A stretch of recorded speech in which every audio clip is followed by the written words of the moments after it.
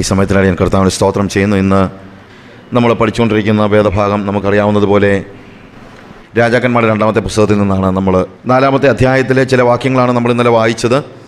ഒരു ദിവസം അതിൻ്റെ 8 മുതലുള്ള വാക്യങ്ങൾ. ഒരു ദിവസം എലീശ ശൂനേമിലേക്ക് പോയി. അവിടെ ധനികയായ ഒരു സ്ത്രീ ഉണ്ടായിരുന്നു. അവൾ അവനെ ഭക്ഷണത്തിന് വരണമെന്ന് നിർബന്ധിച്ചു. പിന്നത്തേതിൽ അവൻ ആ വഴി കടന്നു പോകുമ്പോഴൊക്കെയും ഭക്ഷണത്തിന് അവിടെ കയറും. അവൾ തൻ്റെ ഭർത്താവിനോട്, നമ്മുടെ വഴിയായി കൂടെ കടന്നു പോകുന്ന ഈ ആൾ വിശുദ്ധനായ ഒരു ദൈവപുരുഷനെന്ന് ഞാൻ കാണുന്നു. നാം ചുവരോടുകൂടിയ ഒരു ചെറിയ മാളിക മുറി പണിതുണ്ടാക്കുക. അതിൽ അവന് ഒരു കട്ടിലും ഒരു മേശയും ഒരു നാൽക്കാലിയും ഒരു നിലവിളക്കും വയ്ക്കുക.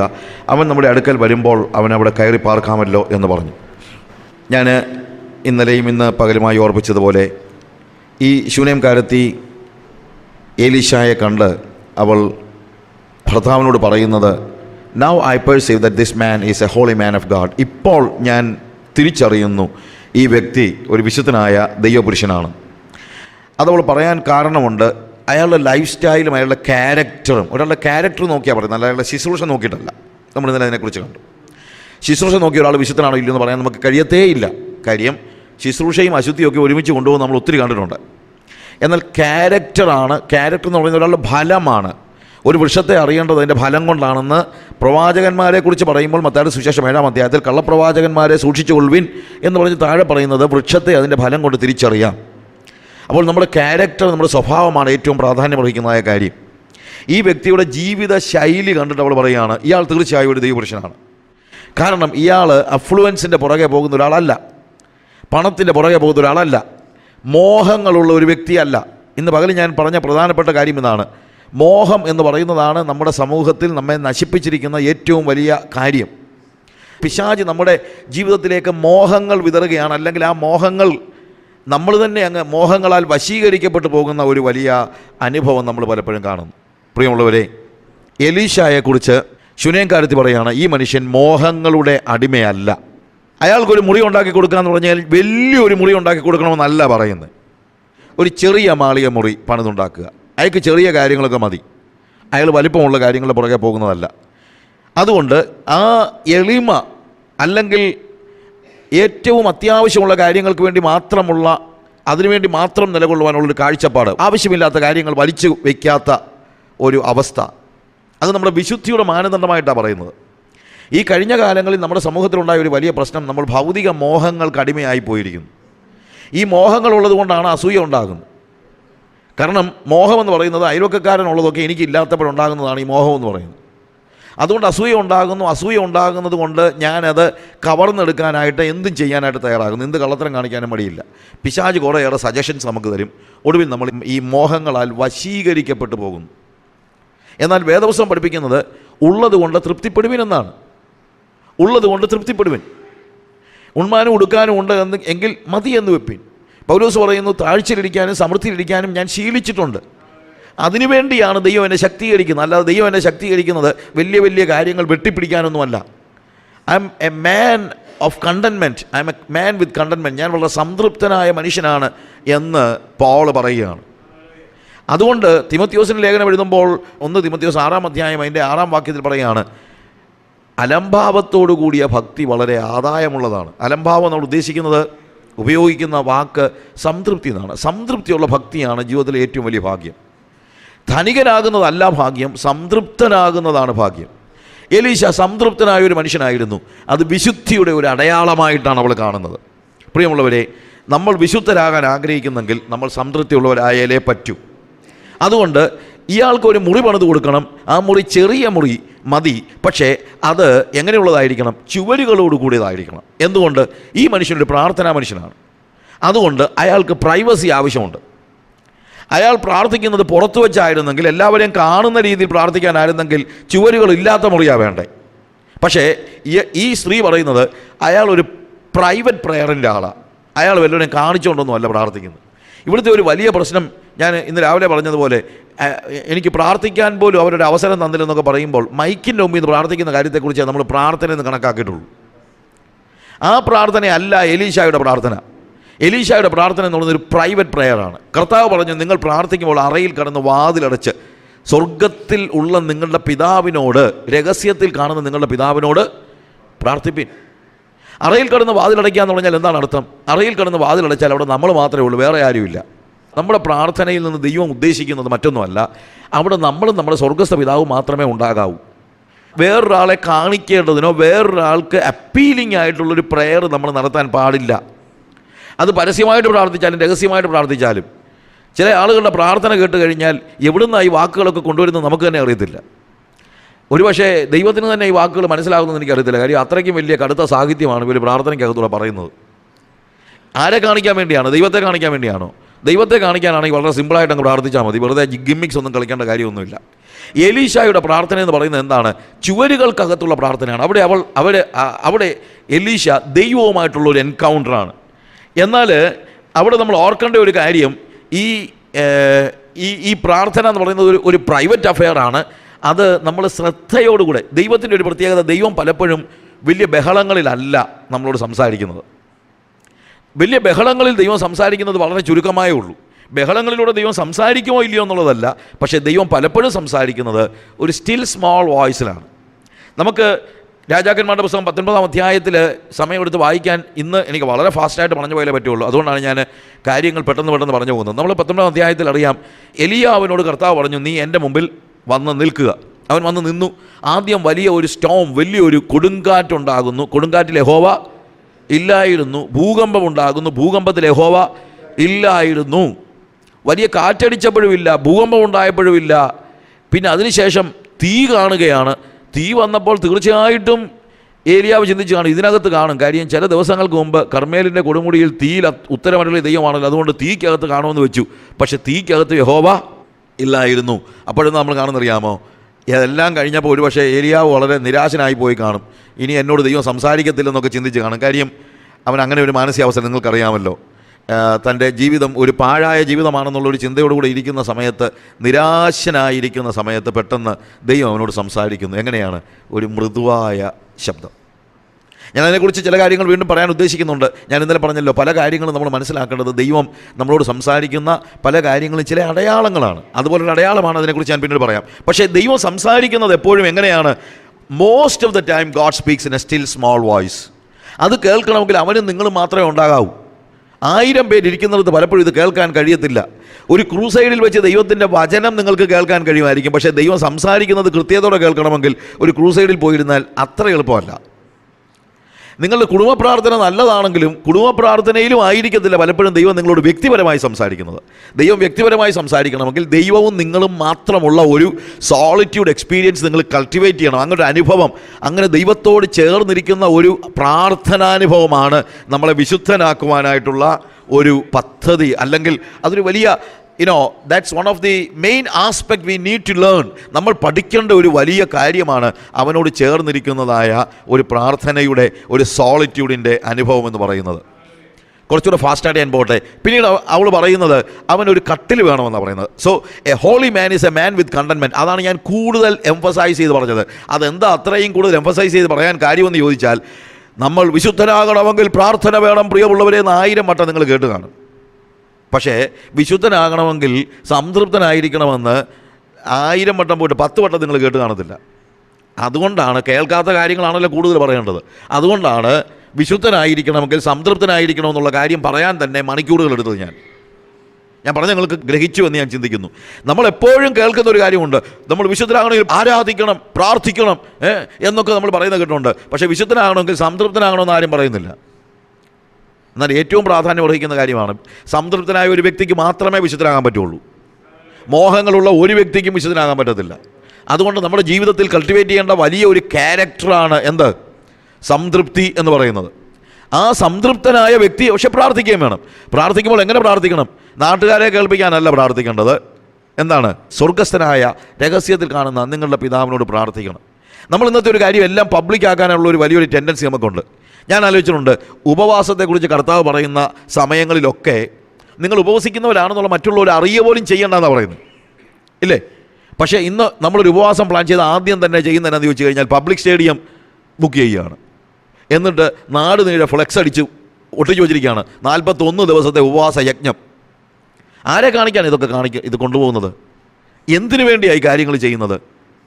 നിങ്ങൾ ഉപവാസമാണെങ്കിൽ നിങ്ങൾ 40 ദിവസം മീറ്റിംഗ് നടത്തുന്നതിന് എനിക്ക് വിരോധമൊന്നുമില്ല. പക്ഷേ വേദപുസ്തകത്തിൻ്റെ അടിസ്ഥാന തത്വങ്ങൾ നമ്മൾ തെറ്റിച്ച് കളയരുത്. ഇങ്ങനെയൊന്നും ആയിരുന്നില്ല നമ്മുടെ പിതാക്കന്മാരെന്നുള്ളത് നമ്മൾ മറന്നു പോകരുത്. നമ്മുടെ പിതാക്കന്മാർ എവിടെയെങ്കിലും എടുത്ത് സഭ തുടങ്ങണമെങ്കിൽ അവർ ആദ്യം ചെയ്തുകൊണ്ടിരുന്നത് 40 ദിവസം ഇരുന്ന് ഉപവസിക്കുക. പക്ഷേ ആരും അറിഞ്ഞില്ല. ഒരു പാസ്റ്ററും ഭാര്യയും പോയിരുന്ന് കുത്തിപ്പിടിച്ചിരുന്ന് പ്രാർത്ഥിക്കുകയായിരിക്കും. ആ പ്രാർത്ഥന കേട്ട് പല ആളുകൾ വന്ന് കാണും. അല്ലാതെ അവർക്ക് പബ്ലിക് സ്റ്റേഡിയം ഒന്നും ബുക്ക് ചെയ്യാനൊന്നും അവിടെ പൈസ ഇല്ലായിരുന്നല്ലോ. കാശുണ്ടായതായി എല്ലാ പ്രശ്നത്തിൻ്റെയും കാരണം, വേറെ ഒന്നുമല്ല. പണം വന്നപ്പോഴത്തേക്ക് നമ്മൾ നമ്മുടെ വഴിയിലൂടെ കാര്യങ്ങളെ കാണാനായിട്ട് പരിശ്രമിക്കുകയാണ്. ഞാൻ പറഞ്ഞ പബ്ലിക് സ്റ്റേഡിയത്തിൽ മീറ്റിംഗ് വെക്കുന്നതിന് ഞാനൊന്നും എതിരൊന്നുമല്ല.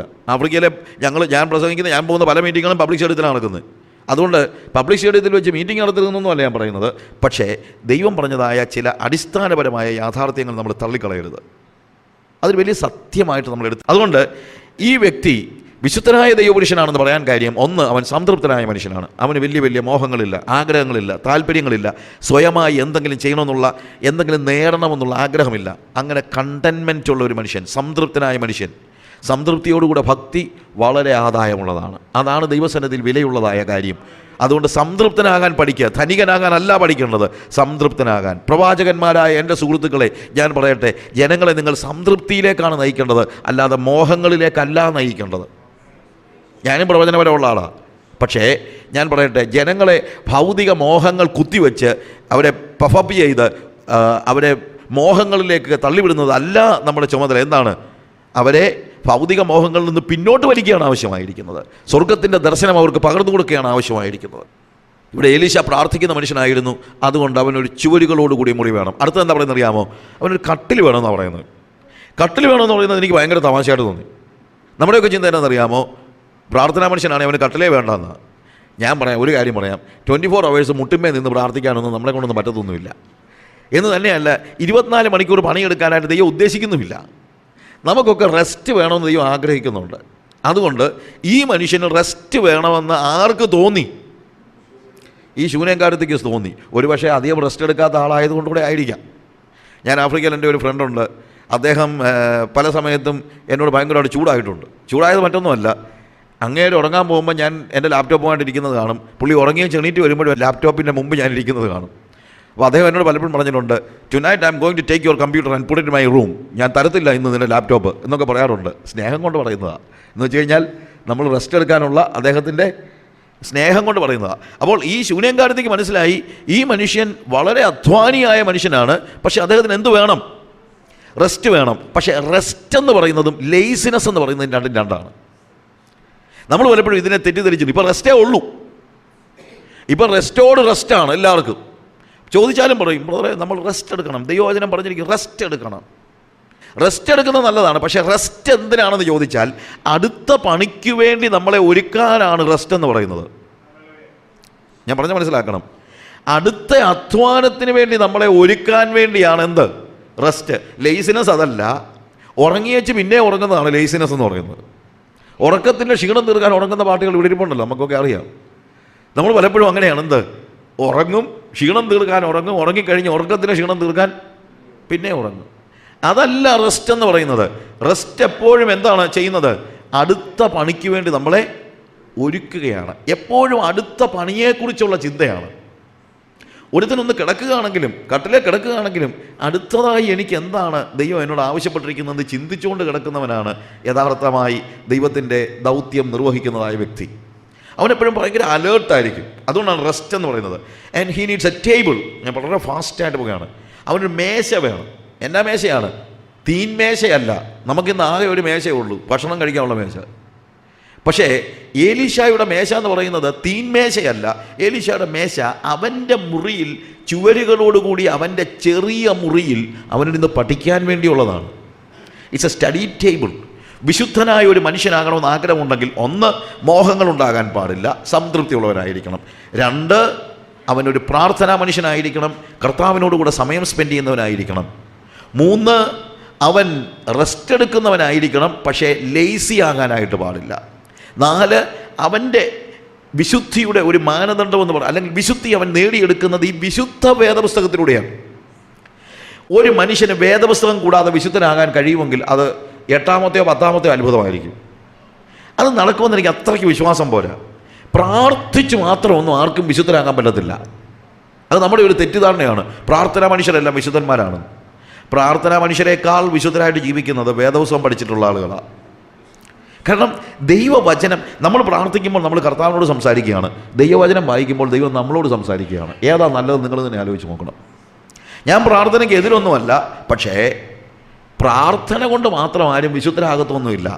വിശുദ്ധരാകുന്നത് പ്രാർത്ഥനയും നാം ദൈവത്തോട് സംസാരിക്കുകയും ദൈവം നമ്മളോട് സംസാരിക്കുകയും കൂടെ ചെയ്യുമ്പോഴാണ്. അതുകൊണ്ട് ദൈവം നമ്മോട് സംസാരിക്കുന്ന ഈ ദൈവവചനം നമ്മളെ നിരന്തരം, അതാണ് നമ്മുടെ ജീവനായിത്തീരുന്നത്. കർത്താവ് പറയുന്ന ഒരു വാക്ക് നിങ്ങളുണ്ടല്ലോ, സാത്താൻ, പിശാച് അവനെ പരീക്ഷിക്കുമ്പോൾ അവൻ പറയുന്ന ഒരു വാക്കുണ്ട്, man shall not live by bread alone but every word that proceeds from the mouth of the lord enlivens me. അവൻ്റെ വായിൽ നിന്ന് വരുന്ന ഓരോ വചനവും എന്നെ ജീവിപ്പിക്കുന്നു. മനുഷ്യൻ അവൻ്റെ വായിൽ നിന്ന് വരുന്ന ഓരോ വചനം കൊണ്ടും ജീവിക്കുന്നു. നമ്മുടെ ഒരു തെറ്റിദ്ധാരണയുണ്ട്, പ്രാർത്ഥനയാണ് നമ്മുടെ ജീവനെന്ന്. പ്രാർത്ഥന നല്ല കാര്യമാണ്, ദൈവത്തോടുള്ള സംസർഗമാണ്. പക്ഷേ നമ്മളെ ജീവിപ്പിക്കുന്നത്, നമ്മളെ വളർത്തുന്നത്, നമ്മളെ ഉയർത്തുന്നത് പറഞ്ഞു കഴിഞ്ഞാൽ പ്രവാചകൻ പറയുന്ന ഉയർപ്പൊന്നുമല്ല. എന്ത്?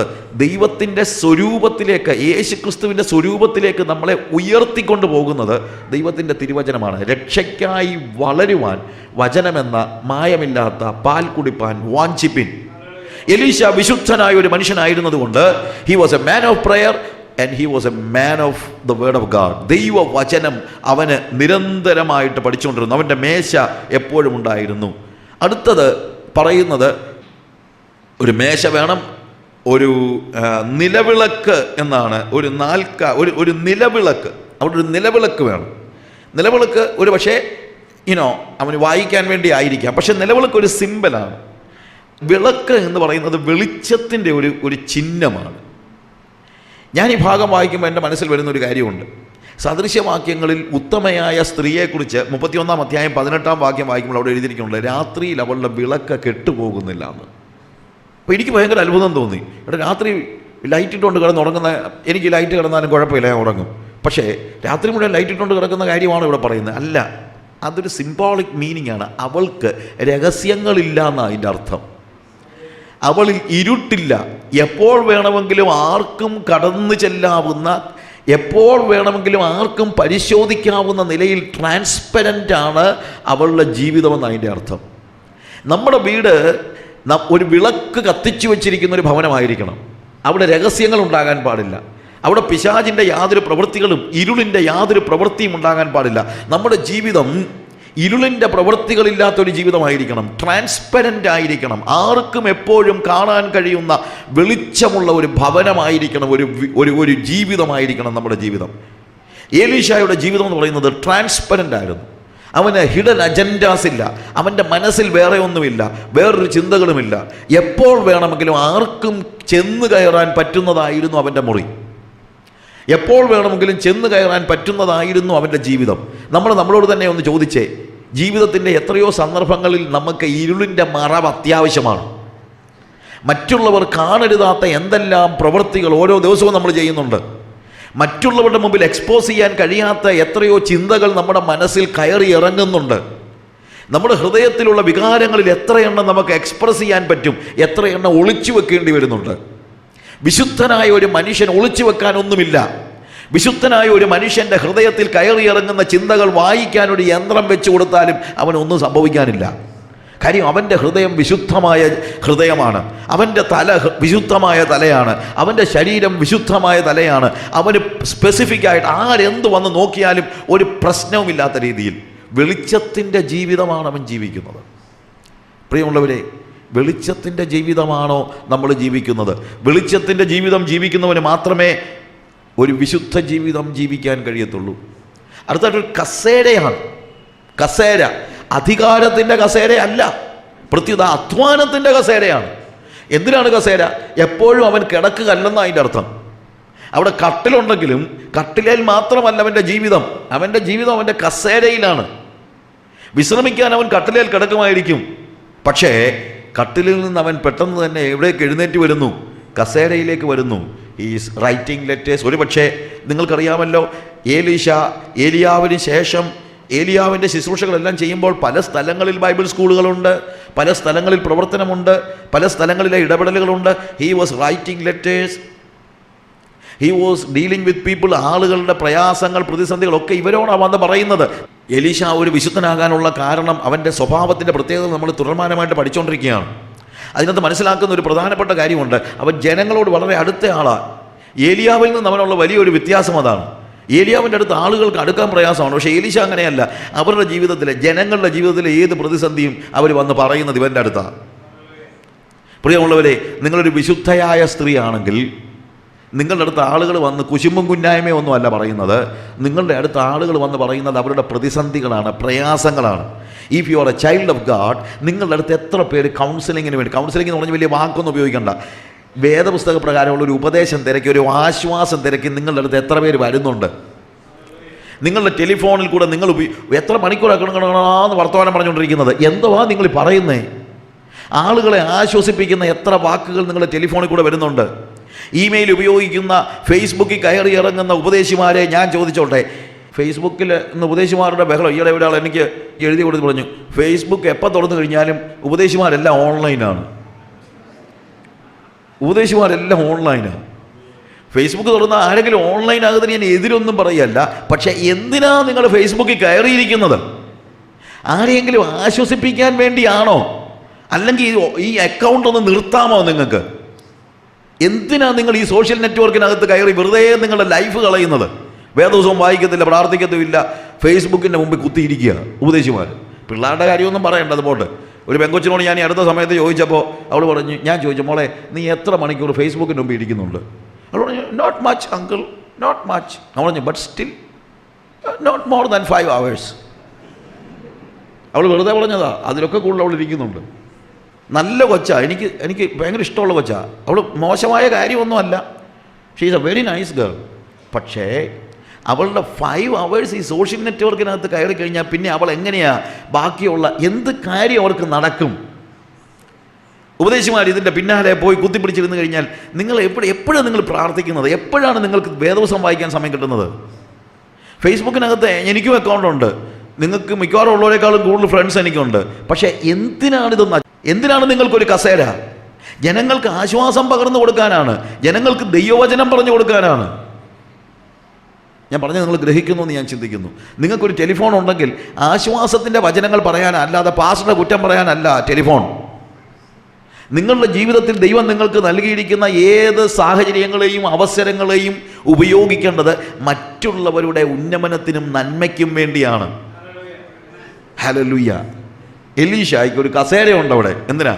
അവൻ ആളുകൾക്ക് കത്തെഴുതുന്നു, അവൻ ദൈവവചനം വായിക്കുന്നു, പഠിക്കുന്നു. അധികാരത്തിൻ്റെ കസേരയല്ല, അത് അധ്വാനത്തിൻ്റെ കസേരയാണ്. അതുകൊണ്ടാണ് ഈ ശൂന്യക്കാരത്തെ പറയുന്നത്, now I perceive that this man is a holy man of God. ഇപ്പോൾ ഞാൻ അറിയുന്നു ഈ മനുഷ്യൻ വിശുദ്ധനായ ഒരു ദൈവപുരുഷനാണെന്ന് ഞാൻ അറിയുന്നു. ഒറ്റ ദിവസം കൊണ്ടല്ല മനസ്സിലാക്കുന്നത്.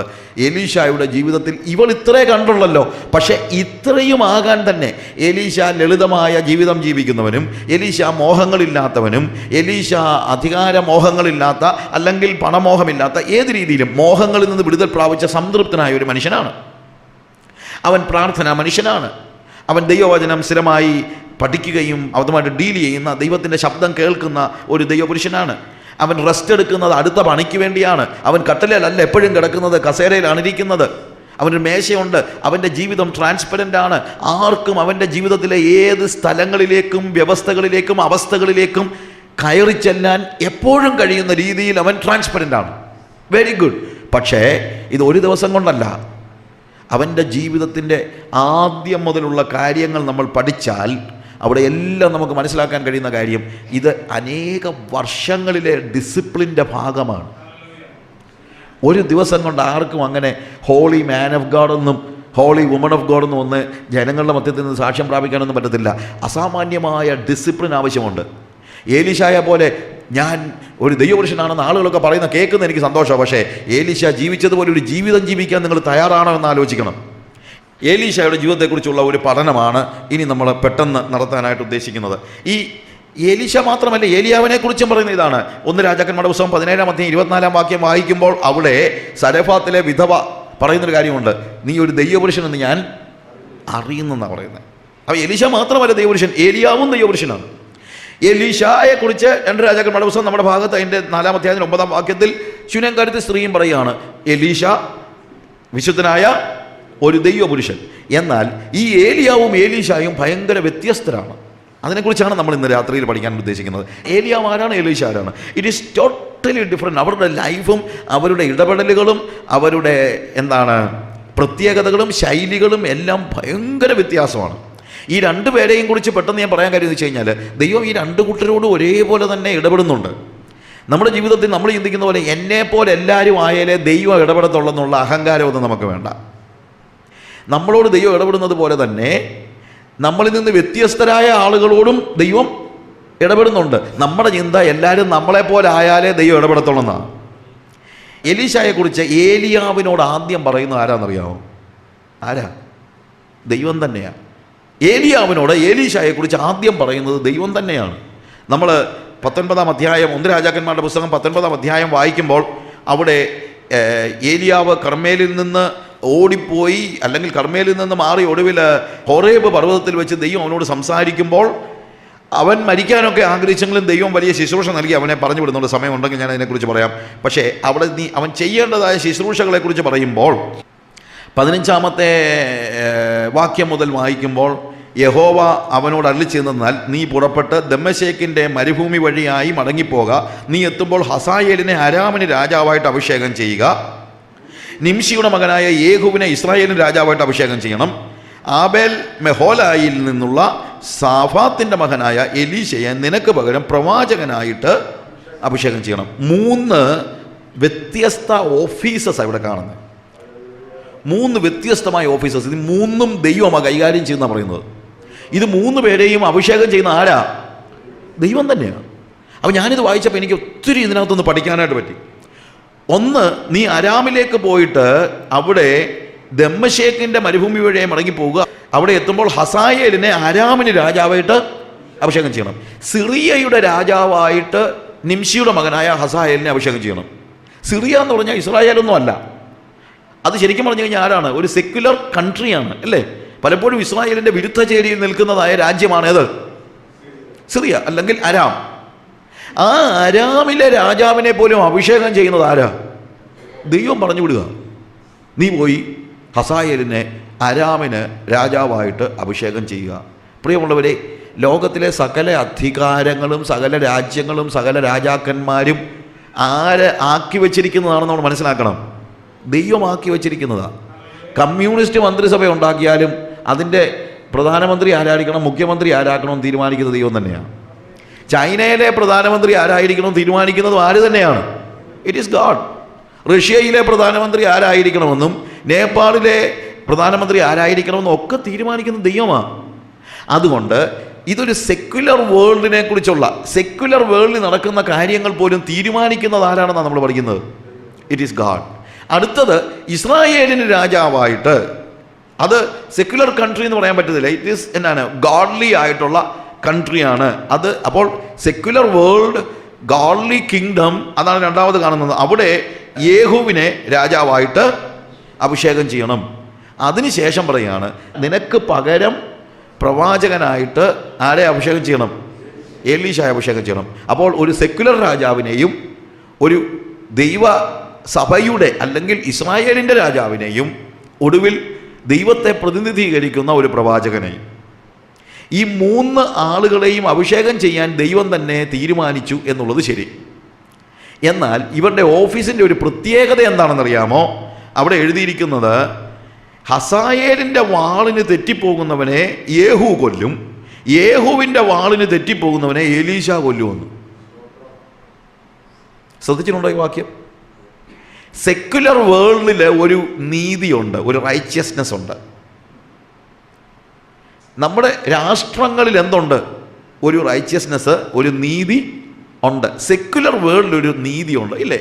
ഏത് സെക്യുലർ ലോകത്തിലും അതിൻ്റേതായിട്ടുള്ളൊരു നീതിയുണ്ട്. പക്ഷേ സെക്യുലർ ലോകത്തിലെ നീതിയെ മറികടക്കാൻ ഒരു അനീതി ചെയ്യുന്നവന് അത്ര വലിയ പ്രയാസമൊന്നും ഉണ്ടാകത്തില്ല. അവന് വേണമെങ്കിൽ ആളുകളെ സ്വാധീനിച്ചോ അല്ലെങ്കിൽ ഏതെങ്കിലും രീതിയിൽ സെക്യുലർ നീതിയെ മറികടക്കാൻ അവന് പറ്റിയേക്കും. പക്ഷേ സെക്യുലർ നീതിയെ മറികടന്ന് വരുന്നവനെ, ഹസായേലിൻ്റെ വാളിന് ഒഴിഞ്ഞു വരുന്നവനെ ആര് കൊല്ലുമെന്നാണ് പറയുന്നത്? യേഹൂ കൊല്ലും. അത് ദൈവരാജ്യത്തിൻ്റെ പ്രാതിനിധ്യമാണ് കാണിക്കുന്നത്. സെക്യുലർ ഫീൽഡിലെ നീതിയുടെ അപ്പുറത്തെ നീതിയാണ് സഭയ്ക്കുള്ളിലെ നീതി. ഞാൻ പറഞ്ഞാൽ മനസ്സിലാക്കണം. സെക്യുലർ ലോകത്തിലെ, നമ്മുടെ ചുറ്റുമുള്ള ലോകത്തിലെ നീതിയുടെ അപ്പുറത്തുള്ള നീതി എവിടുത്തെ നീതിയാണ്? സഭയ്ക്കുള്ളിലെ നീതിയാണ്.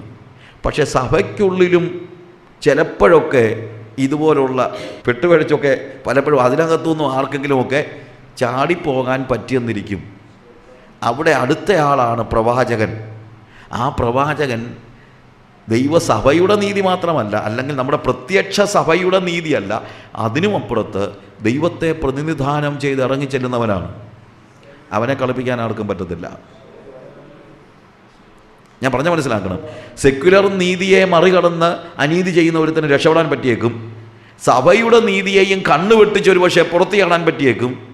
ഇത് വാസ്തവത്തിൽ ഇന്നത്തെ നമ്മുടെ സഭകളോട് ഉള്ള ദൈവത്തിൻ്റെ അതിശക്തമായ ഒരു ദൂതാണ്. ഇന്ന് നമ്മുടെ ചിന്ത എന്നാണെന്നറിയാമോ? സെക്യുലർ ലോകത്തെ കളിപ്പിച്ച് ഒത്തിരി പേര് ഇറങ്ങി തിരിച്ചിട്ടുണ്ട്. അന്നും സഭയ്ക്കകത്ത് അവർക്ക് കളിപ്പിക്കാൻ പറ്റുമായിരുന്നില്ല. പക്ഷേ ഇന്ന് സഭയ്ക്കുള്ളിലെ ഭരണ സിസ്റ്റത്തെയും കളിപ്പിക്കാൻ ആളുകൾക്ക് പറ്റും. സഭയ്ക്കുള്ളിലെ ഭരണ സിസ്റ്റം ഉണ്ടല്ലോ, ഭരണത്തിൻ്റെ ആ ഒരു സിസ്റ്റത്തെയും കളിപ്പിക്കാൻ ഇന്ന് അത്ര വലിയ പ്രയാസമില്ലെന്ന് സഭയ്ക്കുള്ളിലുള്ളവർക്കൊക്കെ അറിയാം. പക്ഷേ ഹസായേലിൻ്റെ വാളിന് തെറ്റി ഒഴിയുന്നവനെ യേഹൂ കൊല്ലും. യേഹൂ കൊല്ലാതെ വെറുതെ വിട്ടാൽ രക്ഷപ്പെടാമെന്ന് ആരും ചിന്തിക്കണ്ട. അവനെ കൊല്ലാൻ എലീശ നോക്കിയിരിപ്പുണ്ടെന്ന് ഓർത്തോണം. Hallelujah. That's a big message for the present church. ഇന്നത്തെ കാലഘട്ടത്തിലെ സഭയോടുള്ള ദൈവത്തിൻ്റെ ഒരു വലിയ ദൂതാണ്. ഒത്തിരി നാൾ ഇട്ട് കളിക്കാൻ പറ്റുമെന്ന് ചിന്തിക്കരുത്. നിങ്ങൾക്കൊരു പക്ഷേ ലോകത്തിലുള്ളവരെ കളിപ്പിക്കാൻ പറ്റും, സഭാ നേതാക്കന്മാരെയും സഭയുടെ കൗൺസിലിനെയും ഒക്കെ കളിപ്പിക്കാൻ പറ്റുന്നിരിക്കും, സ്വാധീനിക്കാൻ പറ്റുന്നിരിക്കും. പക്ഷേ ദൈവത്തെ പ്രതിനിധാനം ചെയ്യുന്ന, ദൈവത്തിന് വേണ്ടി നിലകൊള്ളുന്ന ഒരു യഥാർത്ഥ പ്രവാചകനെ നിങ്ങൾക്ക് മറികടക്കാൻ പറ്റത്തില്ല. കാര്യം അവൻ ദൈവത്തിൻ്റെ പ്രതിനിധിയാണ്. അവൻ ദൈവത്തിൻ്റെ പ്രതിനിധിയാണ്. ആ ദൈവത്തിൻ്റെ പ്രതിനിധിയെ യഥാർത്ഥത്തിൽ പ്രവാചകനാകുന്നുള്ളൂ, അല്ലെങ്കിൽ അവൻ സിസ്റ്റത്തിൻ്റെ ഭാഗമാണ്. പ്രവാചകൻ എന്ന് പേരെടുത്തത് കൊണ്ട് കാര്യമൊന്നുമില്ല. നമ്മൾ ജെറമ്യായുടെ പുസ്തകമൊക്കെ വായിക്കുമ്പോഴൊക്കെ നമുക്ക് മനസ്സിലാകും എത്രയോ പ്രവാചകന്മാർ സിസ്റ്റത്തിൻ്റെ ഭാഗമായിട്ടുണ്ട്. പക്ഷെ സിസ്റ്റത്തിൻ്റെ ഭാഗമാകാതെ മാറി നിന്ന വ്യക്തിയാണ് എലീശ. ഏലിയാവും എലീശയും ഒക്കെ ഒരിക്കലും സിസ്റ്റത്തിൻ്റെ ഭാഗമല്ലായിരുന്നു. അവരൊക്കെ സിസ്റ്റത്തിൽ നിന്ന് മാറി നിന്നവരാ. ആ മാറി നിൽക്കുന്ന, ദൈവത്തിന് വേണ്ടി നിലകൊള്ളുന്ന ഒരു യഥാർത്ഥ പ്രവാചകന്റെ പിന്നിൽ അവന് ശക്തിയായി നിൽക്കുന്നത്, നീതിയായി നിൽക്കുന്നത് സഭയല്ല, അതിനപ്പുറത്ത് ദൈവം തന്നെയാണ്. ആ വ്യക്തിയെ കളിപ്പിക്കാൻ ആർക്കും പറ്റത്തില്ല. ആ നീതിയെ ഒഴിഞ്ഞു പോകുവാൻ ആർക്കും കഴിയുകയില്ല എന്നുള്ളത് നിങ്ങൾ മറന്നുപോകും. അങ്ങനെ സാഫാത്തിൻ്റെ മകനായ എലീശയെക്കുറിച്ച് എലിയാവിനോട് ആദ്യം തന്നെ സംസാരിക്കുന്നത് ദൈവമാണ്. ഏലിയാവിനോട് സംസാരിക്കുന്നത്. എന്നാൽ ഈ ഏലിയാവ്, നമ്മൾ കർത്താവിനോട് അടുത്തതായിട്ട് പറയുന്ന ഒരു കാര്യമുണ്ട് അവിടെ എഴുതിയിരിക്കുന്നത്. എന്നാൽ ബാലിന് മുട്ടുമടക്കാത്ത മുഴങ്കാലും അവനെ ചുംബനം ചെയ്യാത്ത വായുള്ളവരുമായി ആകെ 7000 പേരെ ഞാൻ ഇസ്രായേലിൽ ശേഷിപ്പിച്ചിരിക്കുന്നു. ആ 7000 പേരിൽ ഒരാളാരും ഈ എലീശയും കൂടെ. എലീശ ഉൾപ്പെടെ ഉള്ളവരുണ്ടായിട്ട് ഏലിയാവ് ചിന്തിച്ചത് അയാൾ മാത്രമേ ഉള്ളതാണ്. എലീശ ഉൾപ്പെടെയുള്ളവർ പുറകെ നിൽപ്പുണ്ട്. മനസ്സിലാക്കണം നമ്മൾ. ഈ എലീശയുടെ ഒരു പ്രത്യേകത, അവന് ഒരിക്കലും എക്സ്പോസ് ചെയ്യുന്ന ആളല്ല, പുറമേ ചെന്ന് പറയുന്ന ആളല്ല. അവനൊരു എലൈജായെ കുറിച്ച് പറയുമ്പോഴത്തേക്ക് ഹി വാസ് എ തണ്ടർ. ഏലിയാവ് എന്ന് പറയുന്നത് ഒരു വലിയ ഇടിമുഴക്കം പോലെയാണ്, അല്ലെങ്കിൽ ഒരു തണ്ടർ ഓർ ഫയർ, വലിയൊരു അഗ്നി പോലെയാണ്, ഇടിമുഴക്കം പോലെയാണ്, വലിയൊരു കൊടുങ്കാറ്റാണ്. എന്നാൽ ഏലിയാവ് അങ്ങനെയാണെങ്കിലും എലീശ അങ്ങനെയല്ല. എലീശ വളരെ ശാന്തശീലനും മറ്റുള്ളവരുടെ മുമ്പിൽ തന്നെ എക്സ്പോസ് ചെയ്യാനോ അങ്ങനെ ശക്തി പ്രകടനം നടത്തുന്ന ഒരാളല്ല എലീശ. അതുകൊണ്ടാണ് ഞാൻ പറഞ്ഞത്, രണ്ട് തരത്തിലുള്ള ആളുകളാണ് ഇവർ രണ്ടുപേരും. ഏലിയാവ് എന്ത് ചെയ്യുന്നു? ഏലിയാവിനെ നമ്മൾ കാണുന്നത് തന്നെ 17-ാം അധ്യായത്തിൽ തിശ്ബിയിൽ നിന്നുള്ള തിശ്ബിയനായ ഏലിയാവ് ആഹാബിൻ്റെ കൊട്ടാരത്തിലേക്ക് കടന്നു ചെന്നിട്ട് ഒരു കൊടുങ്കാറ്റ് പോലെ അകത്തേക്ക് ചെന്ന് ഇടിമുഴക്കം പോലെ ഒരു വാക്ക് പറയുകയാണ്. എന്ത്? ഞാൻ പറഞ്ഞിട്ടല്ലാതെ ഈ നാളുകളിൽ മഞ്ഞും മഴയും പെയ്യുകയില്ല. എന്തൊരു ശക്തിയോടുകൂടിയാണ് പറയുന്നത്. He was A thunder. എന്നിട്ട് അയാളുടെ ലൈഫ് സ്റ്റൈൽ നോക്കിയാലും ഒരു സോഫ്റ്റായിട്ടുള്ളൊരു ജീവിതമൊന്നുമല്ല, എല്ലാം റഫായിട്ടുള്ള ജീവിതവും പ്രാക്ടീസ് ചെയ്തിട്ടുള്ള ആളാണ്. കിടക്കുന്നത് എവിടാ? കെരീത്ത് തോട്ടിൻ്റെ കരയിൽ. എവിടെ കിടന്നാലും പുള്ളിക്കൊരു പ്രശ്നവുമില്ല. കാര്യം ദൈവത്തിൻ്റെ മിഷൻ തലയ്ക്ക് പിടിച്ചവനാണ്. അവൻ എവിടെ കിടന്നാലും കുഴപ്പമില്ല. എന്തോ തിന്നുന്നത്? കാക്ക കൊണ്ട് കൊടുക്കുന്ന അപ്പവും ഇറച്ചി. അന്നേരം ഒന്നും പറഞ്ഞില്ല, ഇത് ഹൈജീനിക് ആണോ, ഇത് എവിടെയൊക്കെ പോയിട്ടായി കാക്ക ഇതെടുക്കുന്നതെന്ന് ആർക്കറിയാം, ഇതോ എനിക്ക് ഒന്നുമില്ല. അവൻ കിട്ടുന്നത് തിന്നുന്നവനാണ്. കുടിക്കുന്നതോ മിനറൽ വാട്ടറും ഒന്നുമല്ല, കെരീത്ത് തോട്ടിലെ വെള്ളം. ഇതിനകത്ത് വൈറസ് ഉണ്ടോ മറ്റോ ഉണ്ടോ മറിച്ചുണ്ടോ, ഇതൊന്നും പുള്ളിക്ക് വിഷയമല്ല. വേഷമോ? ഫസ്റ്റ് കിങ്സ് ചാപ്റ്റർ 1 വായിക്കുമ്പോഴത്തേക്ക് ഏലിയാവിൻ്റെ വേഷത്തെക്കുറിച്ച് അവിടെ പറയുന്ന ഒരു കാര്യമുണ്ട്. അവൻ അവരോട്, നിങ്ങളെ എതിരേറ്റ് വന്ന ഈ വാക്ക് നിങ്ങളോട് പറഞ്ഞ ആളുടെ വേഷം എന്തെന്ന് ചോദിച്ചു. അവൻ രോമവസ്ത്രം ധരിച്ച് അരയ്ക്ക് തോൽവാറ് കിട്ടിയ ആളായിരുന്നെന്ന് അവൻ ഉത്തരം പറഞ്ഞു. ഒരു സോഫ്റ്റായിട്ടുള്ള ഡ്രസ്സൊന്നുമല്ല, വളരെ റഫായിട്ടുള്ള rough and tough. He doesn't care. അവൻ്റെ ഡ്രസ്സിനെ കുറിച്ചോ സൗകര്യങ്ങളെക്കുറിച്ചോ ഒന്നും അവൻ ആലോചിക്കുന്നേ ഇല്ല. ഇന്നൊക്കെ നമ്മൾ ഭയങ്കര കോഷ്യസ് ആണ്. മുടിയോ വല്ലോ ഒന്ന് നരയ്ക്കാൻ തുടങ്ങുന്നതിന് മുമ്പേ തന്നെ നമ്മൾ എന്ത് ചെയ്തിരിക്കും? അതെല്ലാം നമ്മളുടെ അപ്പിയറൻസിനെ കുറിച്ച് ഭയങ്കര കോഷ്യസ് ആണ് നമ്മൾ, ഭയങ്കര കോഷ്യസ്. പക്ഷേ ഇപ്പം ഞാൻ ഡൈ ചെയ്യുന്നവരെല്ലാം നരകത്തിൽ പോകുന്നതെന്ന് പറയുന്നില്ല. പക്ഷേ ഞാൻ ഒരു കാര്യം പറയാം, once you die you will die till you die. Once you die you will die till you die. അത്രയും മാത്രമേ പറയുന്നുള്ളൂ. അതുകൊണ്ട് അത് നരകത്തിലോ സ്വർഗത്തിലോ അതൊന്നും ഞാൻ പറയുന്നില്ല, അതൊക്കെ വേറെ കാര്യം. പക്ഷേ ഇവിടെ എലീശയെക്കുറിച്ചൊന്ന് ആലോചിച്ച് നോക്കിക്കോ, ഏലിയാവിനെ കുറിച്ച് ആലോചിച്ച് നോക്കി. He was not concerned about his dress, he appearance, nothing. അവനതൊന്നും വിഷയമല്ല. കാര്യം ഇവനങ്ങ് തീ പിടിച്ച് നടക്കുകയാണ്. അങ്ങനത്തെ വളരെ തീഷ്ണതയുള്ള ഒരു വ്യക്തിയാണ്. He was a bold man. He was a bold man. 1 രാജാക്കന്മാരുടെ പുസ്തകം 18-ാം വാക്യത്തിൽ ഓബദ്യാവിനോട് ഇവൻ പറയുന്നത്, ചെന്ന് പറയടാ അതിൻ്റെ യജമാനനോട് ഞാനിവിടെ ഉണ്ടെന്ന്. ഇല്ലേ? സ്ട്രോങ് ആണ്, ബോൾഡാണ്. കർമ്മേൽ പർവ്വതത്തിൽ വെച്ച് ഏലിയാവ് ഇടപെടുന്ന ഇടപെടലുകളെ കുറിച്ചൊക്കെ നിങ്ങൾ അതിൻ്റെ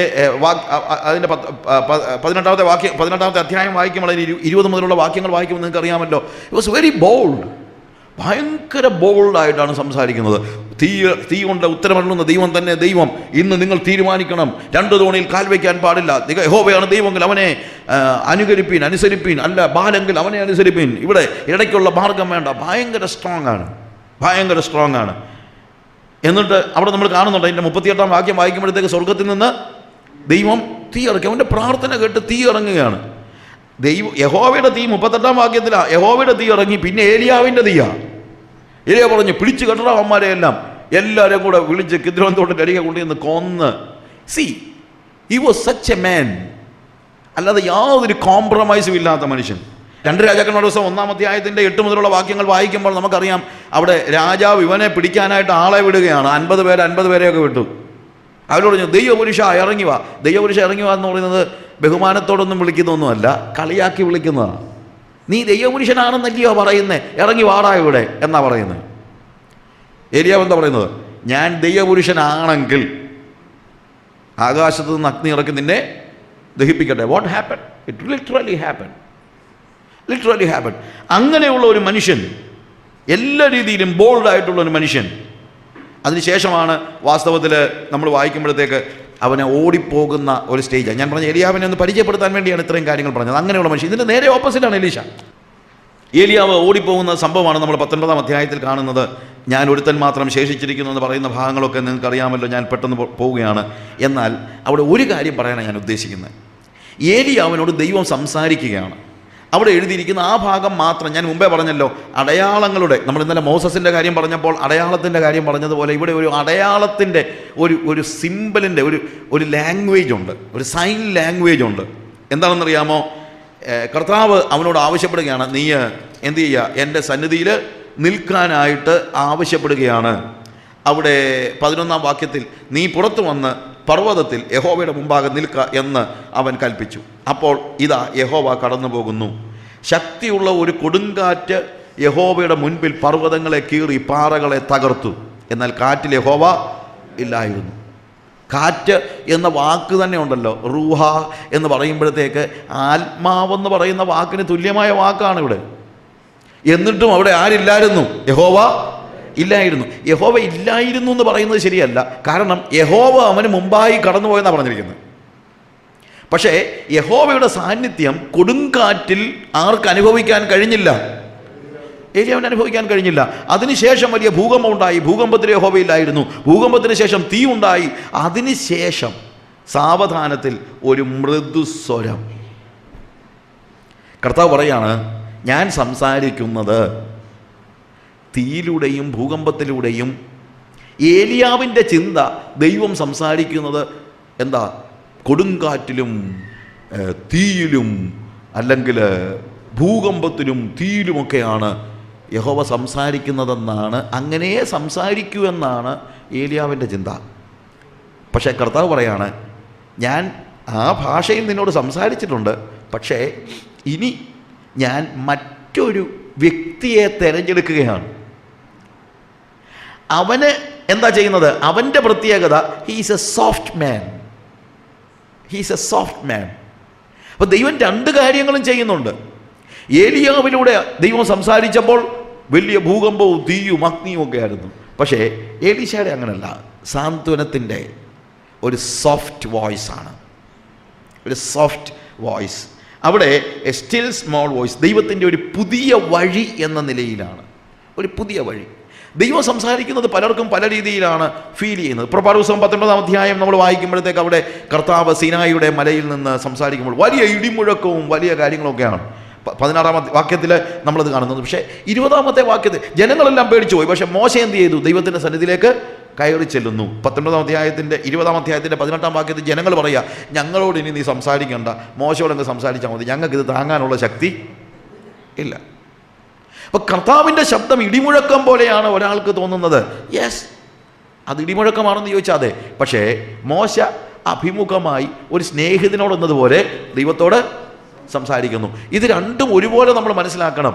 ദൈവത്തിൻ്റെ ഇടപെടലുകളുടെ പ്രത്യേകത നമുക്ക് ആരെയെങ്കിലും ഇതിനകത്തൊന്നും വിധിക്കാനായിട്ട് കഴിയത്തില്ല.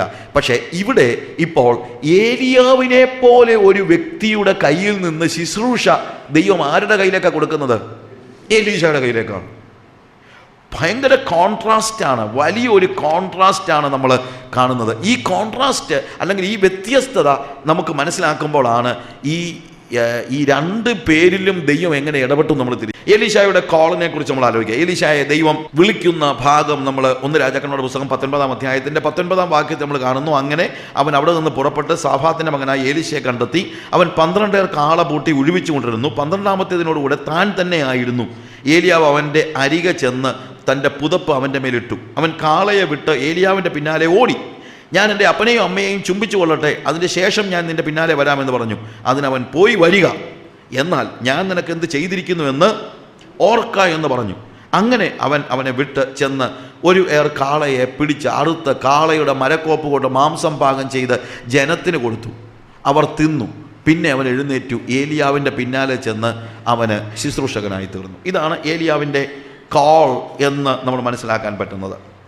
ഞാൻ പറഞ്ഞല്ലോ, എലീശായുടെ കോൾ നമ്മൾ മനസ്സിലാക്കുന്ന കാണുന്നത്. എലീശായുടെ കോൾ അല്ലെങ്കിൽ എലീശായെ ദൈവം വിളിക്കുന്ന ഭാഗമാണ് നമ്മൾ കണ്ടത്.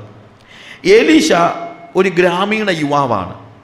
ഏലിയാവ് തിഷ്ബിയിൽ നിന്നുള്ള തിഷ്ബ്യനായ ഏലിയാവ് നമുക്കറിയാം. അതിക്കുള്ള നമുക്കറിയത്തില്ല, അതിക്കുള്ളൊന്നും വേദം എഴുതിയിട്ടില്ല. പക്ഷേ എലീശായുടെ എല്ലാ ഡീറ്റെയിൽസും ഉണ്ട്.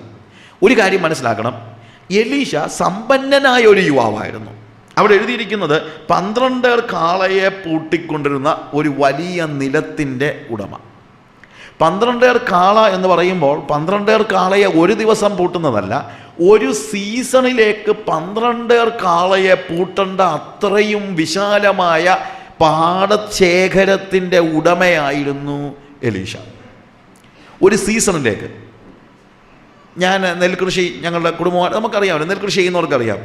ഒരേ കാള ഉണ്ടെങ്കിൽ തന്നെ ഏക്കേഴ്സ് ഓഫ് ലാൻഡ്, ഒരു ഏക്കർ കണക്കിന് പൂട്ടാൻ ഒരു സീസണിൽ ഒരേ കാള ഉണ്ടെങ്കിൽ പറ്റും. ഒരേ കാള ഉണ്ടെങ്കിൽ, ഒരു ദിവസത്തെ കാര്യമല്ല ഞാൻ പറയുന്നത്, ഒരു സീസണിലേക്ക്. അങ്ങനെയാണെങ്കിൽ 12 കാളയെ പൂട്ടേണ്ട അത്രയും വിശാലമായ നിലത്തിൻ്റെ കാര്യം ഇവിടെ പറയുന്നുള്ളൂ, വസ്തുക്കൾ എത്ര ഉണ്ടെന്ന് പറയുന്നില്ല. പാടം തന്നെ അത്രയും ഉണ്ടായിരുന്നെങ്കിൽ of course he was a very rich young മാൻ. വളരെ റിച്ച് ആയിട്ടുള്ള, വളരെ സമ്പന്നനായ ഒരു മനുഷ്യനായിരുന്നു നമ്മൾ മനസ്സിലാക്കണം. അപ്പോൾ ദൈവത്തിൻ്റെ പ്രത്യേകത, ദൈവം എല്ലാ തരത്തിലുള്ള ആളുകളെയും വിളിക്കുന്നുണ്ട്. തിശ്ബിയിൽ നിന്നുള്ള തിശ്ബിയനായ ഏലിയാവ്, അയാൾക്ക് പൈസ ഉണ്ടായിരുന്നൊന്നും നമുക്കറിയത്തില്ല. അങ്ങനെ ഒരു സാധാരണക്കാരനായ ഏലിയാവിനെയും ദൈവം വിളിക്കുന്നു. ധനിക യുവാവായ എലീശയെയും ദൈവം വിളിക്കുന്നു. ടാക്സ് കൊടുക്കാൻ പൈസ ഇല്ലാഞ്ഞിട്ട് എന്തോ ചെയ്യണമെന്ന് അറിയാതിരുന്ന പത്രോസിനെയും ദൈവം വിളിക്കുന്നു.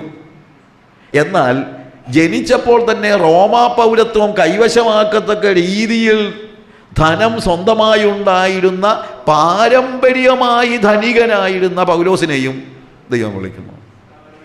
അപ്പോൾ ദൈവത്തിൻ്റെ വിളി നമുക്ക് ഒരിക്കലും എന്ത് ചെയ്യാൻ പറ്റത്തില്ല, നമുക്ക് നമുക്കത് മനസ്സിലാക്കാനായിട്ട് പറ്റത്തില്ല. ദൈവം ധനികരെയും ദൈവം ദരിദ്രരെയും എല്ലാം വിളിക്കുന്നുണ്ട്. എന്നാൽ ഇവൻ ധനികനായിരുന്നെങ്കിലും ഉഴപ്പനൊന്നും അല്ലായിരുന്നു, ഇവൻ അധ്വാനിയായ മനുഷ്യനായിരുന്നു. അപ്പോൾ വിശുദ്ധനായ ഒരു ദൈവപുരുഷനാകുക എന്ന് പറയുന്ന അതിൻ്റെ ആ ഒരു ഡിസിപ്ലിൻ്റെ ആദ്യത്തെ ഭാഗം ഇവിടെ തുടങ്ങുകയാണ്. He was a man who was working hard. ഏലിയാവ് എലീശയെ വിളിച്ചപ്പോൾ അവൻ എന്തോ ചെയ്തുകൊണ്ടിരിക്കുകയായിരുന്നു? കാളയെ പൂട്ടിക്കൊണ്ടിരിക്കുകയാണ്. അവൻ ഉറങ്ങുകയല്ലായിരുന്നു. ഉറങ്ങിക്കിടക്കുന്ന ആരെയും ദൈവം വിളിച്ചായിട്ട് ഞാൻ കേട്ടിട്ടില്ല. ഉറക്കത്തിൽ ശമൂവേലെന്ന് വിളിച്ച് കാണുമല്ല, വേലയ്ക്ക് വിളിക്കുന്നത് ഉറങ്ങിക്കിടക്കുമ്പോഴൊന്നും അല്ല, ഉറക്കപ്രിയന്മാരെയുമല്ല.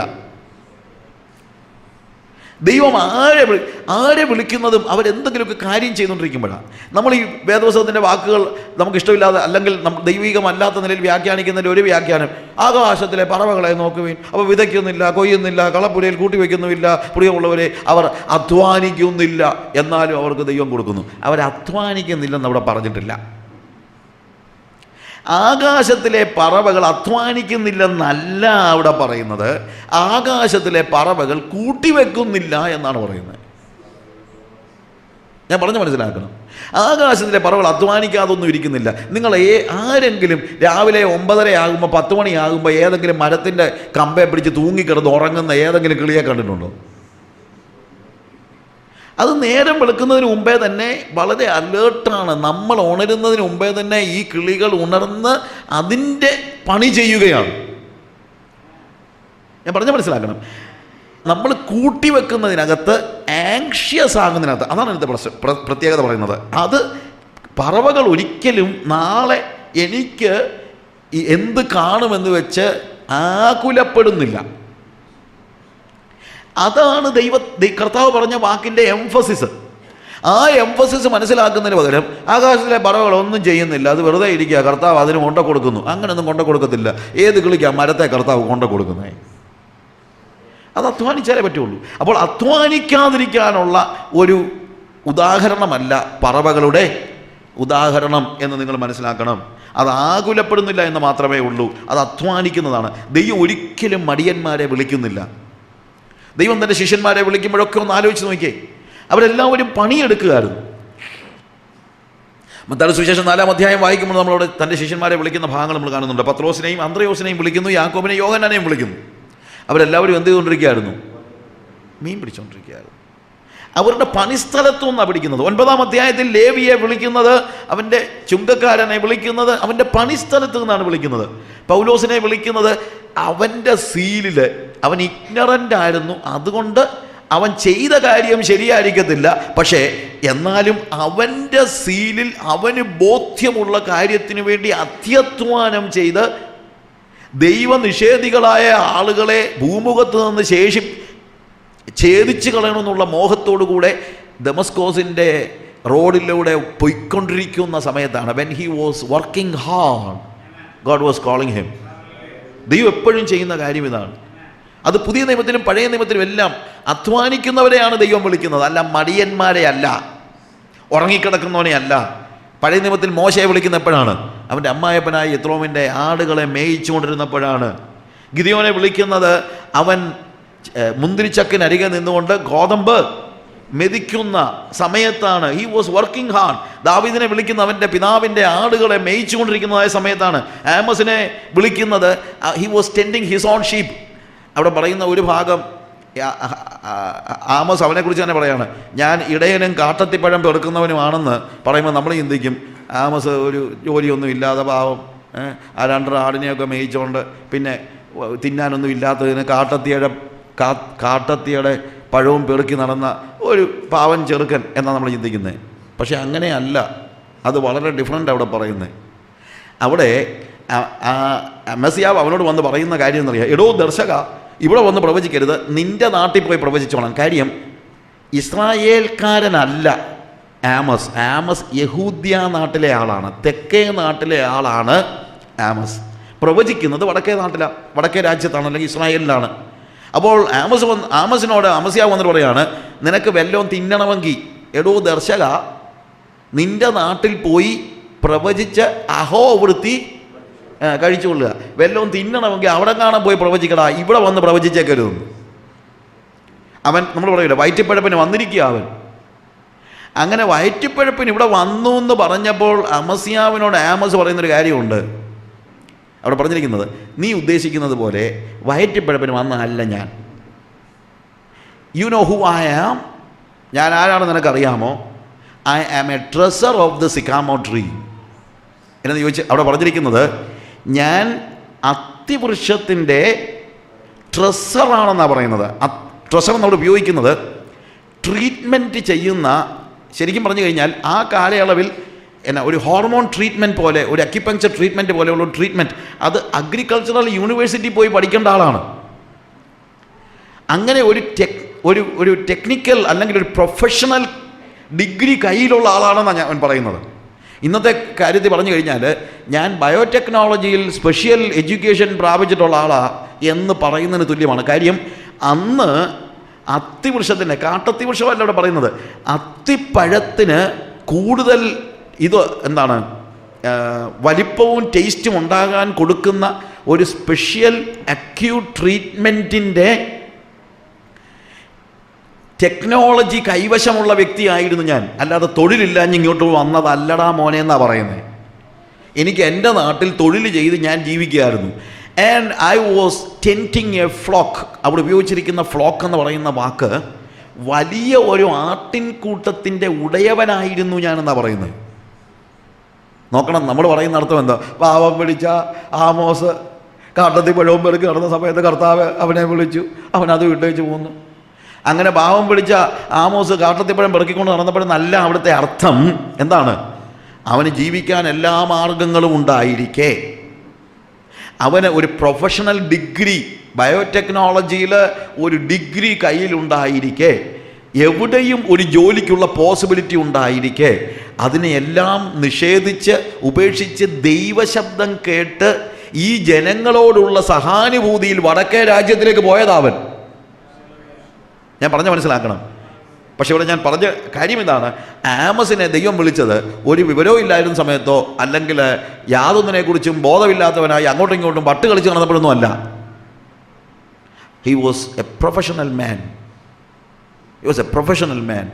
പ്രൊഫഷണലായിട്ടുള്ളവരെ മാത്രമേ കർത്താവ് വിളിക്കത്തുള്ളൂ എന്നല്ല ഞാൻ പറഞ്ഞത്. പക്ഷേ അധ്വാനിക്കുന്നവനെ മാത്രമേ ദൈവം വിളിക്കത്തുള്ളൂ. നമ്മളെക്കുറിച്ച് ദൈവം ആഗ്രഹിക്കുന്നത് നമ്മൾ ഹാർഡ് വർക്കിംഗ് പീപ്പിൾ ആയിരിക്കണമെന്നാണ്. And God really loves it. ദൈവം അത് തീർച്ചയായിട്ടും ഇഷ്ടപ്പെടുന്നുണ്ട്. എലീശായെ ദൈവം വിളിക്കുന്നത് അവൻ 12 കാളയുടെ പിന്നാലെ നിന്ന് പൂട്ടുന്ന സന്ദർഭത്തിലാണ്. He was working hard. ഒരു വിശുദ്ധ ജീവിതം ജീവിക്കുന്ന ആൾ ഒരിക്കലും ഒരു ഐഡിൽ മാൻ ആയിരിക്കത്തില്ല. ഐഡിൽ എന്ന് പറയുമ്പോഴത്തേക്ക് എന്താ, മടി പിടിച്ച് നിസ്സംഗനായി ഒരു പണിയും ചെയ്യാതെ ജീവിക്കുന്ന ഒരു വ്യക്തിക്ക് ഒരിക്കലും വിശുദ്ധനാകാൻ പറ്റത്തില്ല. ഞാൻ ആദ്യം പറഞ്ഞല്ലോ, മോഹങ്ങളുള്ള ഒരു മനുഷ്യന് വിശുദ്ധനാകാനായിട്ട് പറ്റത്തില്ല. പ്രാർത്ഥനയില്ലാത്ത ഒരു മനുഷ്യന് വിശുദ്ധനാകാൻ പറ്റത്തില്ല. ദൈവത്തോട് സഹവാസമില്ലാത്ത ഒരു മനുഷ്യന് വിശുദ്ധനാകാനായിട്ട് പറ്റത്തില്ല. ദൈവത്തിൻ്റെ വചനം വായിക്കുകയും പഠിക്കുകയും ഉൾക്കൊള്ളുകയും ചെയ്യാത്ത ഒരു മനുഷ്യന് വിശുദ്ധനാകാൻ പറ്റത്തില്ല. ഒരു നിലവിളക്കിൻ്റെ പ്രകാശത്തിൽ അവനെ തന്നെ ട്രാൻസ്പെറൻ്റായിട്ട് എല്ലാവർക്കും എപ്പോഴും വന്നു ചേരാവുന്ന നിലയിൽ അല്ലെങ്കിൽ കാണാവുന്ന നിലയിൽ വെളിച്ചത്തിൻ്റെ ജീവിതം ജീവിക്കാത്തവന് വിശുദ്ധനാകാൻ പറ്റത്തില്ല. അധികാരത്തിൻ്റെ കസേരയല്ല, അധ്വാനത്തിൻ്റെ കസേരയിൽ ഇരിക്കാത്ത ഒരുത്തന് വിശുദ്ധനാകുവാനായിട്ട് കഴിയുകയില്ല.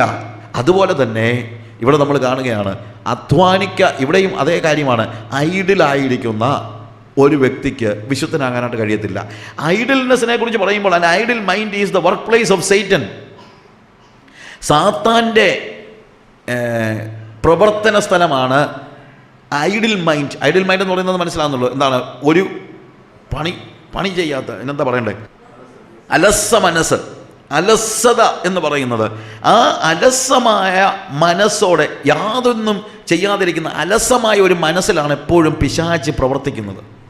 നിങ്ങൾക്കറിയാമല്ലോ, 2 ശമൂവേലിന്റെ പുസ്തകം 11-ാം അധ്യായത്തിൻ്റെ 1-2 വാക്യങ്ങൾ വായിക്കുമ്പോൾ അവിടെ പറയുന്നൊരു കാര്യമുണ്ട്. രാജാക്കന്മാർ യുദ്ധത്തിന് പുറപ്പെടുന്നതായ കാലം. ആര്? രാജാക്കന്മാർ. അന്നൊരു സീസൺ ഓഫ് വാറാണ്. എല്ലാ രാജാക്കന്മാരും ആ സമയത്താണ് യുദ്ധത്തിന് പോകുന്നത്. എന്തിനാ? അവരുടെ രാജ്യത്തിൻ്റെ വിസ്തൃതി വർദ്ധിപ്പിക്കാനും അവരുടെ സാമ്രാജ്യത്തിലെ ജനങ്ങൾക്ക് ആവശ്യമുള്ളത്, അന്ന് കൊള്ളയൊക്കെ അന്നത്തെ ഒരു കോമൺ കാര്യമാണ്, അവരുടെ രാജ്യത്തെ സംരക്ഷിക്കാനും രാജാക്കന്മാർ യുദ്ധത്തിന് പോകുന്നതായ കാലം. ദാവീദ് രാജാവാ, പക്ഷേ ദാവീദ് യുദ്ധത്തിന് പോയില്ല. കാര്യം എന്താണെന്നറിയാമോ? നേരത്തെ എന്നും യുദ്ധം ചെയ്തുകൊണ്ടിരുന്ന ആളാ. ഒരരമന പണിതപ്പോൾ അവൻ ചിന്തിച്ചു, ആരെങ്കിലും യുദ്ധം ചെയ്തോട്ടെന്ന്. പ്രിയമുള്ളവരെ, ഇതൊക്കെയാണ് വലിയ പ്രശ്നം. അതുകൊണ്ടാണ് ഞാൻ പറയുന്നത് അരമന ഇല്ലാതിരിക്കുന്നതാണ് നല്ലതെന്ന്. കാട്ടിൽ താമസിച്ചപ്പോൾ അവൻ എന്നും യുദ്ധം ചെയ്തിരുന്നു. അരമന കിട്ടിയപ്പോഴല്ലയോ ഇവന് യുദ്ധം വേണ്ട, വെല്ലോരെയും ഏൽപ്പിക്കാമെന്ന് ചിന്തിച്ചത്. നമ്മുടെയൊക്കെ വലിയൊരു പ്രശ്നമാണ്. വെല്ലോരെ ഏൽപ്പിക്കും. സുവിശേഷവേല വെല്ലോരെ ഏൽപ്പിച്ച് വെച്ച് അരമനയിലിരിക്കുന്ന ആൾക്കാരുണ്ട്. അത് ദൈവികമായൊരു പദ്ധതിയല്ല. ദൈവത്തിൻ്റെ യുദ്ധം നയിക്കാൻ പോകേണ്ടവൻ ദൈവത്തിൻ്റെ യുദ്ധം നയിക്കാൻ പോകണം. അവൻ അരമനയിലിരിക്കാൻ പാടില്ല. അരമനയിലിരുന്ന് സന്ധ്യയായപ്പോൾ അവൻ എന്ത് ചെയ്യുന്നറിയാമോ? മാളികയുടെ മുകളിലിരുന്ന് ഉലാവുവാൻ തുടങ്ങി. അത് 2ാമത്തെ കാര്യം. യുദ്ധത്തിന് പോയില്ല എന്നുള്ളത് 1ാമത്തെ കാര്യം. യുദ്ധത്തിന് പോകാത്ത ഇവൻ വൈകുന്നേരം യുദ്ധം ചെയ്തുകൊണ്ടിരിക്കുന്നതിന് വേണ്ടി പ്രാർത്ഥിക്കുകയെങ്കിലും വേണ്ടായോ? ഞാൻ രാവിലെ ഉച്ചയ്ക്കും വൈകിട്ടും സങ്കടം ബോധിപ്പിച്ച് കരയുമെന്നൊക്കെ പറഞ്ഞ പാർട്ടി അരമന കിട്ടിയപ്പോൾ സങ്കടവും ഇല്ല, ദുഃഖവും ഇല്ല. ഒരു വ്യക്തിയെക്കുറിച്ച് ഞാൻ എൻ്റെ പല മെസ്സേജസിലും CD-കളിലും പറഞ്ഞിട്ടുണ്ട്. ഗൾഫിലുള്ള ഒരു വ്യക്തിയാണ്. വളരെ കഷ്ടപ്പെട്ട സാഹചര്യത്തിലായിരുന്നു. അയാൾ ഒന്നുമില്ലാതിരുന്ന സമയത്ത് എന്നോട് അവരുടെ പാസ്റ്ററുടെ ഭാര്യ എന്നോട് പറഞ്ഞു, ബ്രദറെ, വലിയവായിലങ്ങ് കരയുമായിരുന്നു ആ മനുഷ്യൻ. ദൈവസന്നിധിയിൽ നിന്ന് ഭയങ്കര കരച്ചില്ല. ദൈവം അദ്ദേഹത്തെ മാനിച്ചു. ഇപ്പം അദ്ദേഹത്തിന് ഇഷ്ടംപോലെ പൈസയും ബിസിനസ്സും, 100 കണക്കിന് ആളുകൾ അദ്ദേഹത്തിൻ്റെ കീഴിൽ വർക്ക് ചെയ്യുന്നുണ്ട്. കോടീശ്വരൻ്റെ അപ്പുറത്തെ ഈശ്വരനാണ്. ദൈവം അദ്ദേഹത്തെ ഒത്തിരി അങ്ങ് സഹായിച്ചു.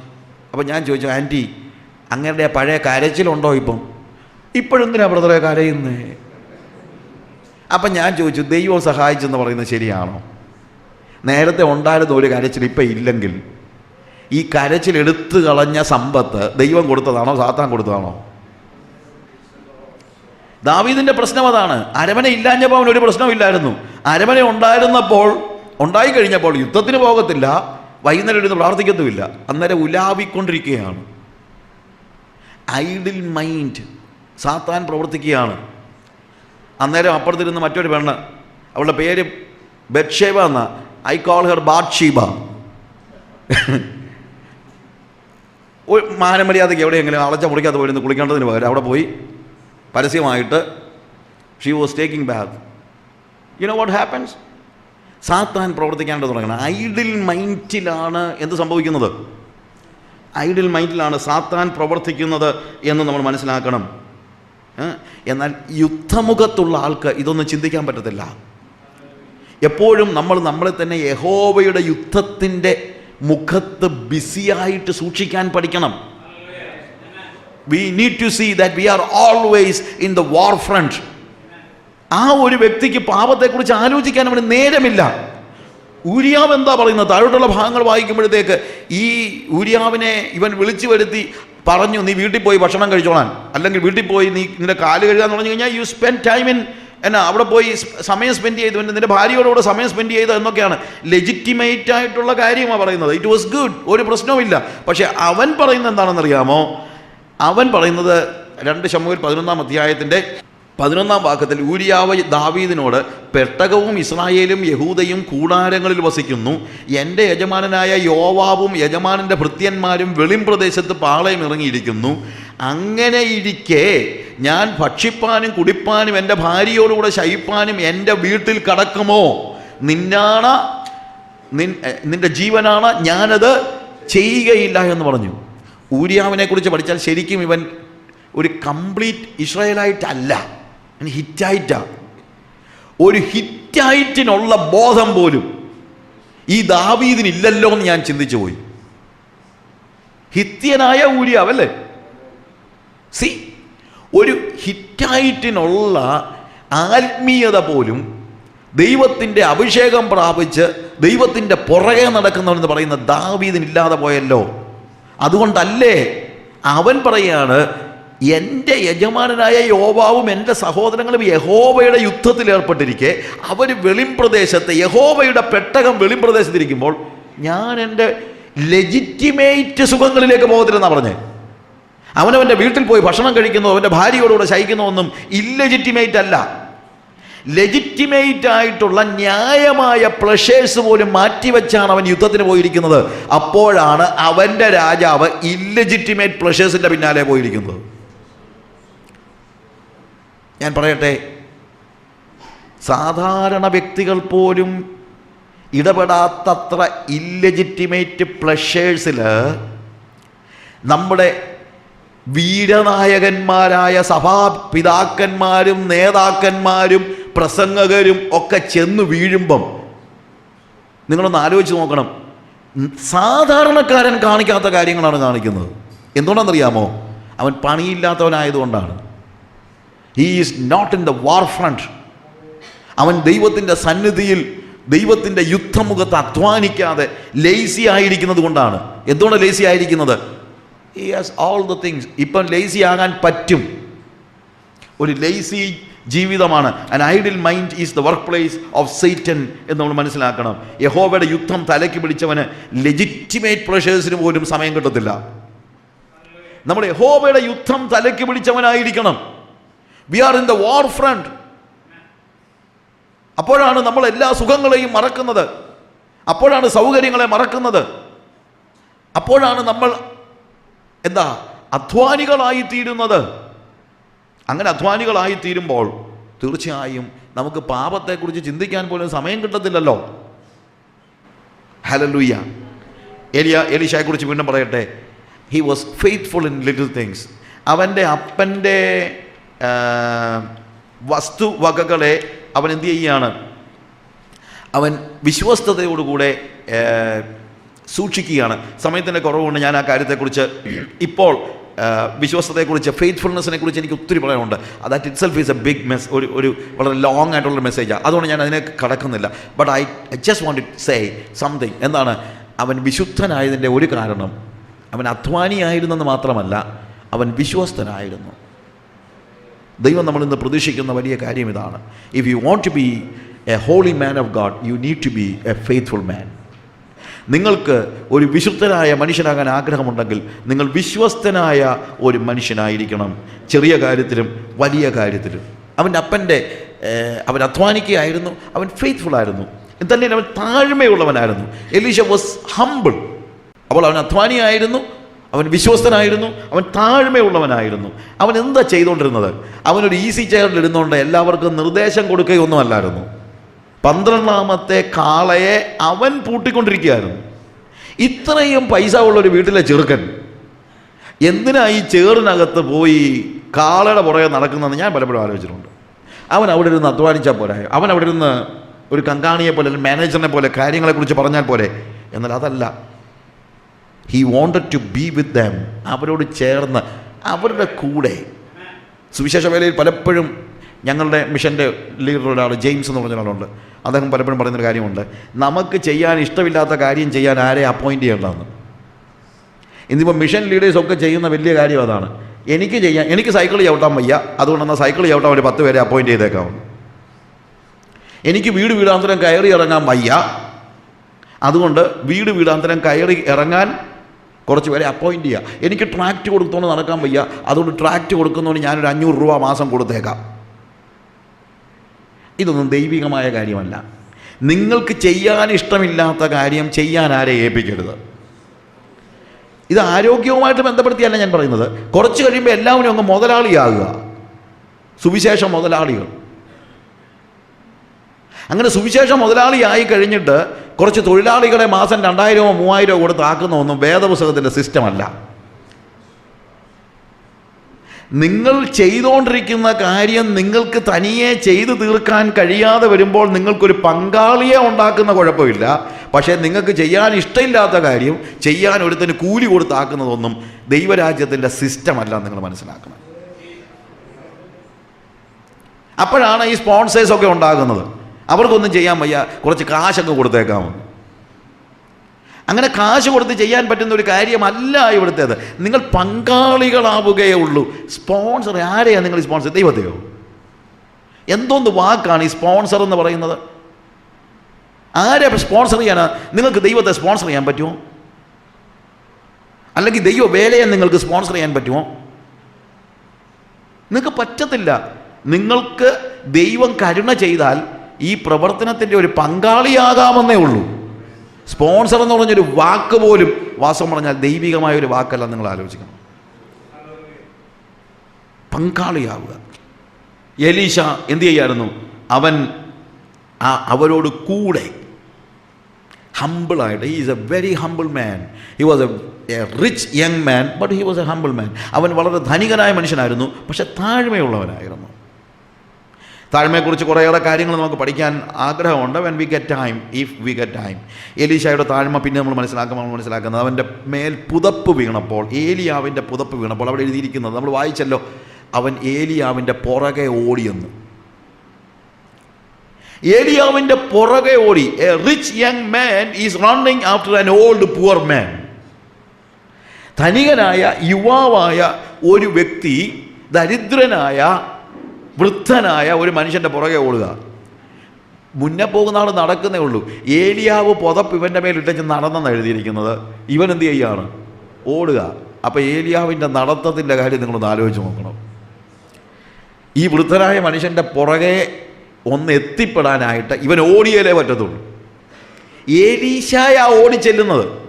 ഇന്നിപ്പം ഏലീശയുടെ പുറകെ ഏലിയാവ് എത്ര ഓടിയിട്ടാണ് ഒരെണ്ണത്തിനെങ്കിലും കിട്ടുന്നത്? ഏലീശയുടെ പുറകെ നമ്മൾ ഓടുക. എന്തിനാ? വരണേ മോനെ, അവിടെ പ്രവർത്തനമുണ്ട്, ഇവിടെ പ്രവർത്തനമുണ്ട്, നീ വരണേ എന്ന് പറഞ്ഞ് 100 എണ്ണത്തിൻ്റെ പുറകെ ഓടിയിട്ട് ഒരെണ്ണത്തിനെ കിട്ടുന്നത്. പക്ഷേ ഇവിടെ അതല്ല. എന്താണ്? എലീശ ഏലിയാവിൻ്റെ പുറകെ ഓടിച്ചെല്ലുന്നതാണ് നമ്മൾ കാണുന്നത്. അങ്ങനെ ഓടിച്ചെന്ന് ഇവൻ പറയുന്ന കാര്യം എന്താണെന്നറിയാമോ? യജമാനനെ, നിൽക്കണേ, 1 മിനിറ്റ്, ഞാൻ എൻ്റെ അപ്പനെ പോയി ചുംബിച്ചിട്ട് മടങ്ങി വരാം, പിന്നെ നിന്നെ അനുഗമിക്കാം, അതിന് ശേഷം ഞാൻ നിൻ്റെ പിന്നാലെ വരാമെന്ന് പറഞ്ഞു. പോയി വിളിക്കുകയാണ്. എന്ത്? അവൻ ഏലിയാവിൻ്റെ പിന്നാലെ ഓടി, ഞാൻ എൻ്റെ അപ്പനെയും അമ്മയെയും ചുംബിച്ച് കൊള്ളട്ടെ, അതിൻ്റെ ശേഷം ഞാൻ നിൻ്റെ പിന്നാലെ വരാമെന്ന് പറഞ്ഞു. എന്താ ഇതിൻ്റെ അർത്ഥം? ഏലിയാവിൻ്റെ പുതപ്പ് ഇവൻ്റെ മേൽ വീണ് കഴിഞ്ഞപ്പോൾ മുതൽ ഇവൻ ഏലിയാവിൻ്റെ കീഴിലുള്ള ഏലിയാവിൻ്റെ ശുശ്രൂഷകനായി തീർന്നു. കാര്യം പുതപ്പ് എന്ന് പറയുന്ന ഒരു അധികാരത്തിൻ്റെ അടയാളമാണ്.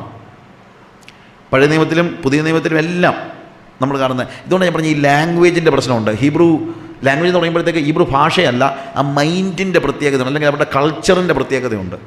Once somebody is putting a mantle upon you, that means you are under his authority. ഒരിക്കൽ നിങ്ങളുടെ മേൽ ആരെങ്കിലും ഒരു പുതപ്പെടുകയാണെങ്കിൽ അതിൻ്റെ അർത്ഥം നിങ്ങൾ അവൻ്റെ അധികാരത്തിന് കീഴിലാവുകയാണെന്നാണ്. തലയിൽ തുണിയിടാനായിട്ട് സ്ത്രീകളെ കുറിച്ച് പറയുമ്പോൾ as a sign of authority a woman shall wear a veil upon her head എന്നാണ് എഴുതിയിരിക്കുന്നത്. As a sign of authority. അധീനത ലക്ഷ്യമൊന്നല്ല, അധികാരത്തിൻ്റെ സിമ്പൽ. എവിടെ നിന്നുള്ള അധികാരം? ദൈവത്തിൽ നിന്നുള്ള അധികാരം അവൾക്ക് ലഭിച്ചിരിക്കുന്നു എന്നതിൻ്റെ അടിസ്ഥാനത്തിൽ അത് വെളിവാക്കേണ്ടതിന് എന്നാണ് അവിടുത്തെ അർത്ഥം. ഞാനത് എക്സ്പ്ലെയിൻ ചെയ്യാൻ എനിക്ക് സമയമില്ല. അധികാരത്തിൻ്റെ ചിഹ്നമാണ്. അധികാരത്തെ പറഞ്ഞു കഴിഞ്ഞാൽ അധികാരത്തിൻ്റെ കീഴിലാണ് ഞാൻ എന്നുള്ളതിൻ്റെ ചിഹ്നമാണ് എന്ത്? ഒരു വസ്ത്രം. അധികാരമുള്ള വ്യക്തി അധികാരത്തിൻ്റെ കീഴിലാണ്. ഞാനിപ്പോൾ അധികാരത്തിൻ്റെ കീഴിലാണ്. ഇവിടെ ഏലിയാവ് ഇവൻ്റെ മേൽ പുതപ്പെട്ടപ്പോൾ അവൻ ചെന്നിട്ട് പറയാണ്, I am under your authority. ഞാൻ വീട്ടിൽ വരെ ഒന്ന് ചെന്ന് എൻ്റെ അപ്പനെ ചുംബിക്കാൻ എനിക്ക് അനുവാദം തരണമെന്ന്. ഏലിയാവ് എന്താ പറയുന്നത്? അതിപ്പോൾ എന്നോട് എന്തിനാണ് ചോദിക്കുന്നത്? നിൻ്റെ അപ്പനെ പോയി ചുംബിക്കണമെങ്കിൽ നിനക്ക് പോയി ചുംബിച്ചേച്ച് വരല്ലോ എന്നാണ് പറയുന്നത്. അല്ല, തിരിഞ്ഞു നോക്കി, എന്താ പറഞ്ഞേ? ശരി, പോയിട്ട് വാ, പക്ഷെ ഞാൻ നിനക്ക് എന്ത് ചെയ്തെന്നുള്ളത് നീ മറന്നു പോകരുത്. നോക്കി, ഈ മനുഷ്യൻ്റെ അധികാരം കണ്ടോ? ഞാൻ നിനക്ക് എന്ത് ചെയ്തു എന്നുള്ളത് നീ മറന്നു പോകരുത്. എന്തുവാ ചെയ്തത്? ദേഹത്തൊരു പുതപ്പെട്ടു, അല്ല ഒന്നും ചെയ്തില്ല. പക്ഷെ ആ ദേഹത്ത് വീണ പുതപ്പ് എന്തിൻ്റെ അടയാളമാണ്? ഇപ്പോൾ മുതൽ നീ എൻ്റെ അധികാരത്തിൻ്റെ കീഴിലാണ്. ഞാൻ പറയട്ടെ, ദൈവത്തിൻ്റെ പുതപ്പ് നമ്മുടെ മേൽ വീണ് കഴിഞ്ഞാൽ സ്വന്തം അപ്പനെ ചുംബിക്കണമെങ്കിലും അനുവാദം ചോദിച്ചേച്ചേ പറ്റത്തുള്ളൂ. ബാക്കി കാര്യം വല്ലതും പറഞ്ഞിട്ട് കാര്യമുണ്ടോ? സ്വന്തം അപ്പനെ ചുംബിക്കണമെങ്കിൽ പോലും ആര് പുതപ്പിട്ടോ അവനോട് ചോദിച്ചിട്ടേ പറ്റുള്ളൂ. ദൈവത്തിൻ്റെ പുതപ്പ് നിൻ്റെ മേൽ വീണിട്ടുണ്ടെങ്കിൽ, ദൈവത്തിൻ്റെ പരിശുദ്ധാത്മാവ് നിന്നെ പുതപ്പിച്ചിരിക്കുന്നുവെങ്കിൽ, ഹോളി സ്പിരിറ്റിനെ കുറിച്ചുള്ള ക്ലാസ്സസിനകത്ത് ഞാനത് എക്സ്പ്ലെയിൻ ചെയ്തിട്ടുണ്ട്. പരിശുദ്ധാത്മാവിനാൽ പുതപ്പിക്കപ്പെടുകയാണ് നമ്മൾ. അതുകൊണ്ടാണ് നിങ്ങൾ ശക്തി ധരിക്കുവോളം എന്ന് പറയുന്നത്. ഉയരത്തിൽ നിന്ന് ശക്തി ധരിക്കുവോളം. It is just like clothed with a mantle. Holy സ്പിരിറ്റിനാൽ നിങ്ങൾ പുതപ്പിക്കപ്പെട്ടുവെങ്കിൽ നിങ്ങളുടെ സ്വന്തം പിതാവിനെ ചുംബിക്കാൻ പോലും പരിശുദ്ധാത്മാവിൻ്റെ അനുവാദം നിങ്ങൾക്ക് ആവശ്യമുണ്ട്. ഇവൻ്റെ താഴ്മ എന്താണെന്നറിയാമോ? ഇവൻ ഓടിപ്പോയി നേരെ എന്താ ചെയ്യുന്നറിയാമോ? നേരെ ചെന്നിട്ട് അപ്പനെ ഒന്ന് ചുംബിക്കാമെന്നാണ് പറഞ്ഞത്. പക്ഷെ അവനൊരു കാര്യം ചെയ്തു. അവൻ്റെ ഒരേ കാളെ ഇവനെ അറുത്തു. എന്നിട്ട് ആ കലപ്പ വെട്ടിക്കീറി അവൻ എന്ത് ചെയ്യുന്നു? ഈ കാളയെ പാചകം ചെയ്യുന്നു. എന്തുകൊണ്ടാണ്? വേറെ വിറവൊന്നും കിട്ടാഞ്ഞിട്ടല്ല. അവൻ ജനത്തോട് പറയുന്ന ഒരു കാര്യമുണ്ട്, എനിക്ക് ഒരു വലിയ ജോലി കിട്ടി, അതുകൊണ്ട് ഞാൻ എൻ്റെ ഇപ്പോഴത്തെ ജോലി കളഞ്ഞേച്ച് പോകുകയാ, ഇനി മേലാൽ ഇങ്ങോട്ട് തിരിച്ചു വരത്തില്ലെന്ന്. അതിനാ അവൻ കാളയെ അറുത്ത് അവൻ ഉപയോഗിച്ചിരുന്ന ആ പ്ലൗ ഉണ്ടല്ലോ, അല്ലെങ്കിൽ കലപ്പ ഉണ്ടല്ലോ, അത് തന്നെ വെട്ടിക്കീറി അവൻ തീ വെക്കുന്നത്. വേറെ വിറക് കിട്ടാഞ്ഞിട്ടല്ല. അവൻ ജനങ്ങളോട് പറയാണ്, God has called me, Elijah has called me. ഏലിയാവ് എന്നെ വിളിച്ചു, ഞാൻ അവനെ അനുഗമിക്കാൻ തീരുമാനിച്ചു. ഞാൻ ഇത്രയും നാൾ നോക്കിയിരിക്കുകയായിരുന്നു ഏലിയാവ് എന്നെ ഒന്ന് വിളിക്കാൻ. ഇനിയിപ്പം ഞാൻ ഒരു കാരണവശാലും അവനെ ഇട്ടേച്ച് വരുന്ന പ്രശ്നമില്ല. എനിക്കൊരു വലിയ ഉദ്യോഗം കിട്ടി, ഇനി ഞാൻ തിരിച്ചു വരത്തില്ല. വലിയൊരു മിഷനറി ഫീസ്റ്റ് ഒരുക്കിയിട്ട് അവൻ പറയാണ്, നോ മോർ കമ്മിങ് ബാക്ക്.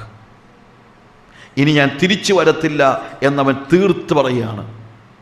തിരിച്ചു വരത്തില്ല. അങ്ങനെ ഏലിയാവിൻ്റെ പിന്നാലെ പോയ എലീശ 7 വർഷം, ഏറ്റവും കുറഞ്ഞത് 7 വർഷത്തിന് ശേഷമാണ്, 7 വർഷം ഏലിയാവിൻ്റെ കൂടെ നടക്കുകയായിരുന്നു. ഈ 7 വർഷം ഏലിയാവിൻ്റെ കൂടെ ഏലീശ നടന്നപ്പോൾ ഇവൻ എന്തോ ചെയ്യുമായിരുന്നു? നിങ്ങൾ ചിന്തിക്കുന്നുണ്ടോ? കാശുള്ള വീട്ടിലെ ചെറുക്കനല്ലയോ, ചില വിദ്യാഭ്യാസമൊക്കെ കാണും, എന്നാൽ പിന്നെ ഇവനെ കൊണ്ട് 2-3 കൺവെൻഷന് പ്രസംഗിപ്പിച്ചേക്കാം എന്നൊന്നും ഏലിയാവ് ചിന്തിച്ചില്ല. 7 കൊല്ലം ഒരു ശുശ്രൂഷയിലും ഇങ്ങേരെ അടുപ്പിച്ചതായിട്ട് പോലും നമ്മൾ കാണുന്നില്ല.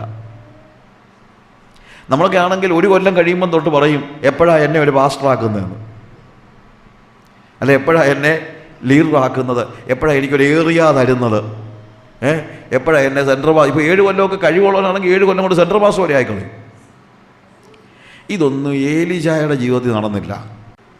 ഏലീശ ഏലിയാവിനോടുള്ള ഒപ്പമുള്ള 7 വർഷങ്ങൾ എന്ത് ചെയ്തുകൊണ്ടിരുന്നുവെന്ന് 2 കിങ്സിൽ ചാപ്റ്റർ 3 നമ്മൾ കാണുന്നുണ്ട്. 3-ാമത്തെ അധ്യായത്തിൻ്റെ 11-ാമത്തെ വാക്യം വായിക്കുമ്പോൾ അവിടെ യഹോശഫാത്ത്, നാം യഹോവയുടെ അരുളപ്പാട് ചോദിക്കേണ്ടതിന് ഇവിടെ യഹോവയുടെ പ്രവാചകൻ ആരുമില്ലയോ എന്ന് ചോദിച്ചതിന് ഇസ്രായേൽ രാജാവിൻ്റെ ഭൃത്യന്മാരിലൊരുത്തൻ, ഏലിയാവിൻ്റെ കൈക്ക് വെള്ളമൊഴിച്ച ശാഫാത്തിൻ്റെ മകൻ ഏലീശ ഇവിടെ ഉണ്ട് എന്ന് പറഞ്ഞു. 7 കൊല്ലം ഇവൻ എന്തോ എടുത്തുകൊണ്ടിരിക്കുകയായിരുന്നു? ഏലീശായുടെ കൈക്ക് വെള്ളം ഒഴിച്ചു കൊടുക്കുക. ഏലീശ എന്ത് ചെയ്തുകൊണ്ടിരിക്കുകയാണ്? ഏലിയാവിൻ്റെ കൈക്ക് വെള്ളം ഒഴിച്ചു കൊടുത്തുകൊണ്ടിരിക്കുക. അത്രേ ഉള്ളൂ. ഏലിയാവിൻ്റെ കൈക്ക് വെള്ളം ഒഴിച്ചു കൊടുത്തുകൊണ്ടിരിക്കുക. ഇത്രേ അവൻ ചെയ്തുള്ളൂ. അതാണ് ദാസ്യാനുഭവത്തിൻ്റെ പ്രത്യേകത. ഇന്ന് വാസ്തവത്തിൽ നമ്മുടെ സഭകളിൽ നഷ്ടപ്പെട്ടിരിക്കുന്നത് ഈ സെർവൻഹുഡാണ്. നമുക്കിന്നെല്ലാം അധികാരമാണ് വേണ്ടത്. നമുക്കിന്ന് കുറച്ച് കഴിയുമ്പോൾ ഇവ ആകണം, അത് കഴിയുമ്പോൾ റവ ആകണം, അതിനിടയ്ക്ക് പായാകണം, ഇല്ലേ? ഇവ, പാ, റവ ഇതെല്ലാം ഉണ്ടെങ്കിലേ നമുക്ക് ഉറക്കം വരത്തുള്ളൂ. ഏലീശ ഇതൊന്നും അല്ലായിരുന്നു. ഏലീശ ഇവായും അല്ലായിരുന്നു, പായും അല്ലായിരുന്നു, റവയും അല്ലായിരുന്നു. ഏലീശ ആയിരുന്നു. അത് പോരായോ നമുക്ക്? നമുക്കത് പോരാ. നമുക്ക് ഇവ ആകണം, റവ ആകണം. എന്തിനാ ഇതിൻ്റെ എല്ലാം പുറകെ പോകുന്നത്? എന്ത് കാര്യത്തിന് വേണ്ടി? എന്ത് കാര്യത്തിന് വേണ്ടി? ഒരു സെർവൻഹുഡ് നമ്മുടെ മനസ്സിൽ നിന്ന് എന്നേ പോയി. ആ സെർവൻഹുഡാണ് ഇന്ന് നഷ്ടപ്പെട്ടിരിക്കുന്നതായ ഏറ്റവും പ്രധാനപ്പെട്ട കാര്യമെന്ന് പറയുന്നത്. ദൈവം വസിക്കാൻ ഇഷ്ടപ്പെടുന്നത് താഴ്മയുള്ള ഒരു വ്യക്തിയിലാണ്. ഉന്നതന്മാരുടെ ഇടയിലല്ല, അവരിലല്ല, പഫ്ഡപ്പായിട്ടുള്ള ഒരാളുടെ കയ്യിലല്ല. നമ്മൾ യെശയ്യാവിൻ്റെ പ്രവചനം 57-ാം അധ്യായത്തിൻ്റെ 15-ാം വാക്യം വായിക്കുമ്പോൾ 2 സ്ഥലങ്ങളിൽ ദൈവം വസിക്കുന്നെന്ന് പറയുന്നുണ്ട്.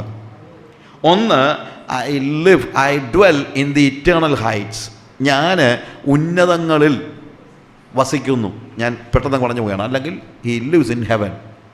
2, also with the one who is with a contrite and humble spirit, ഞാൻ താഴ്മയുള്ളവനും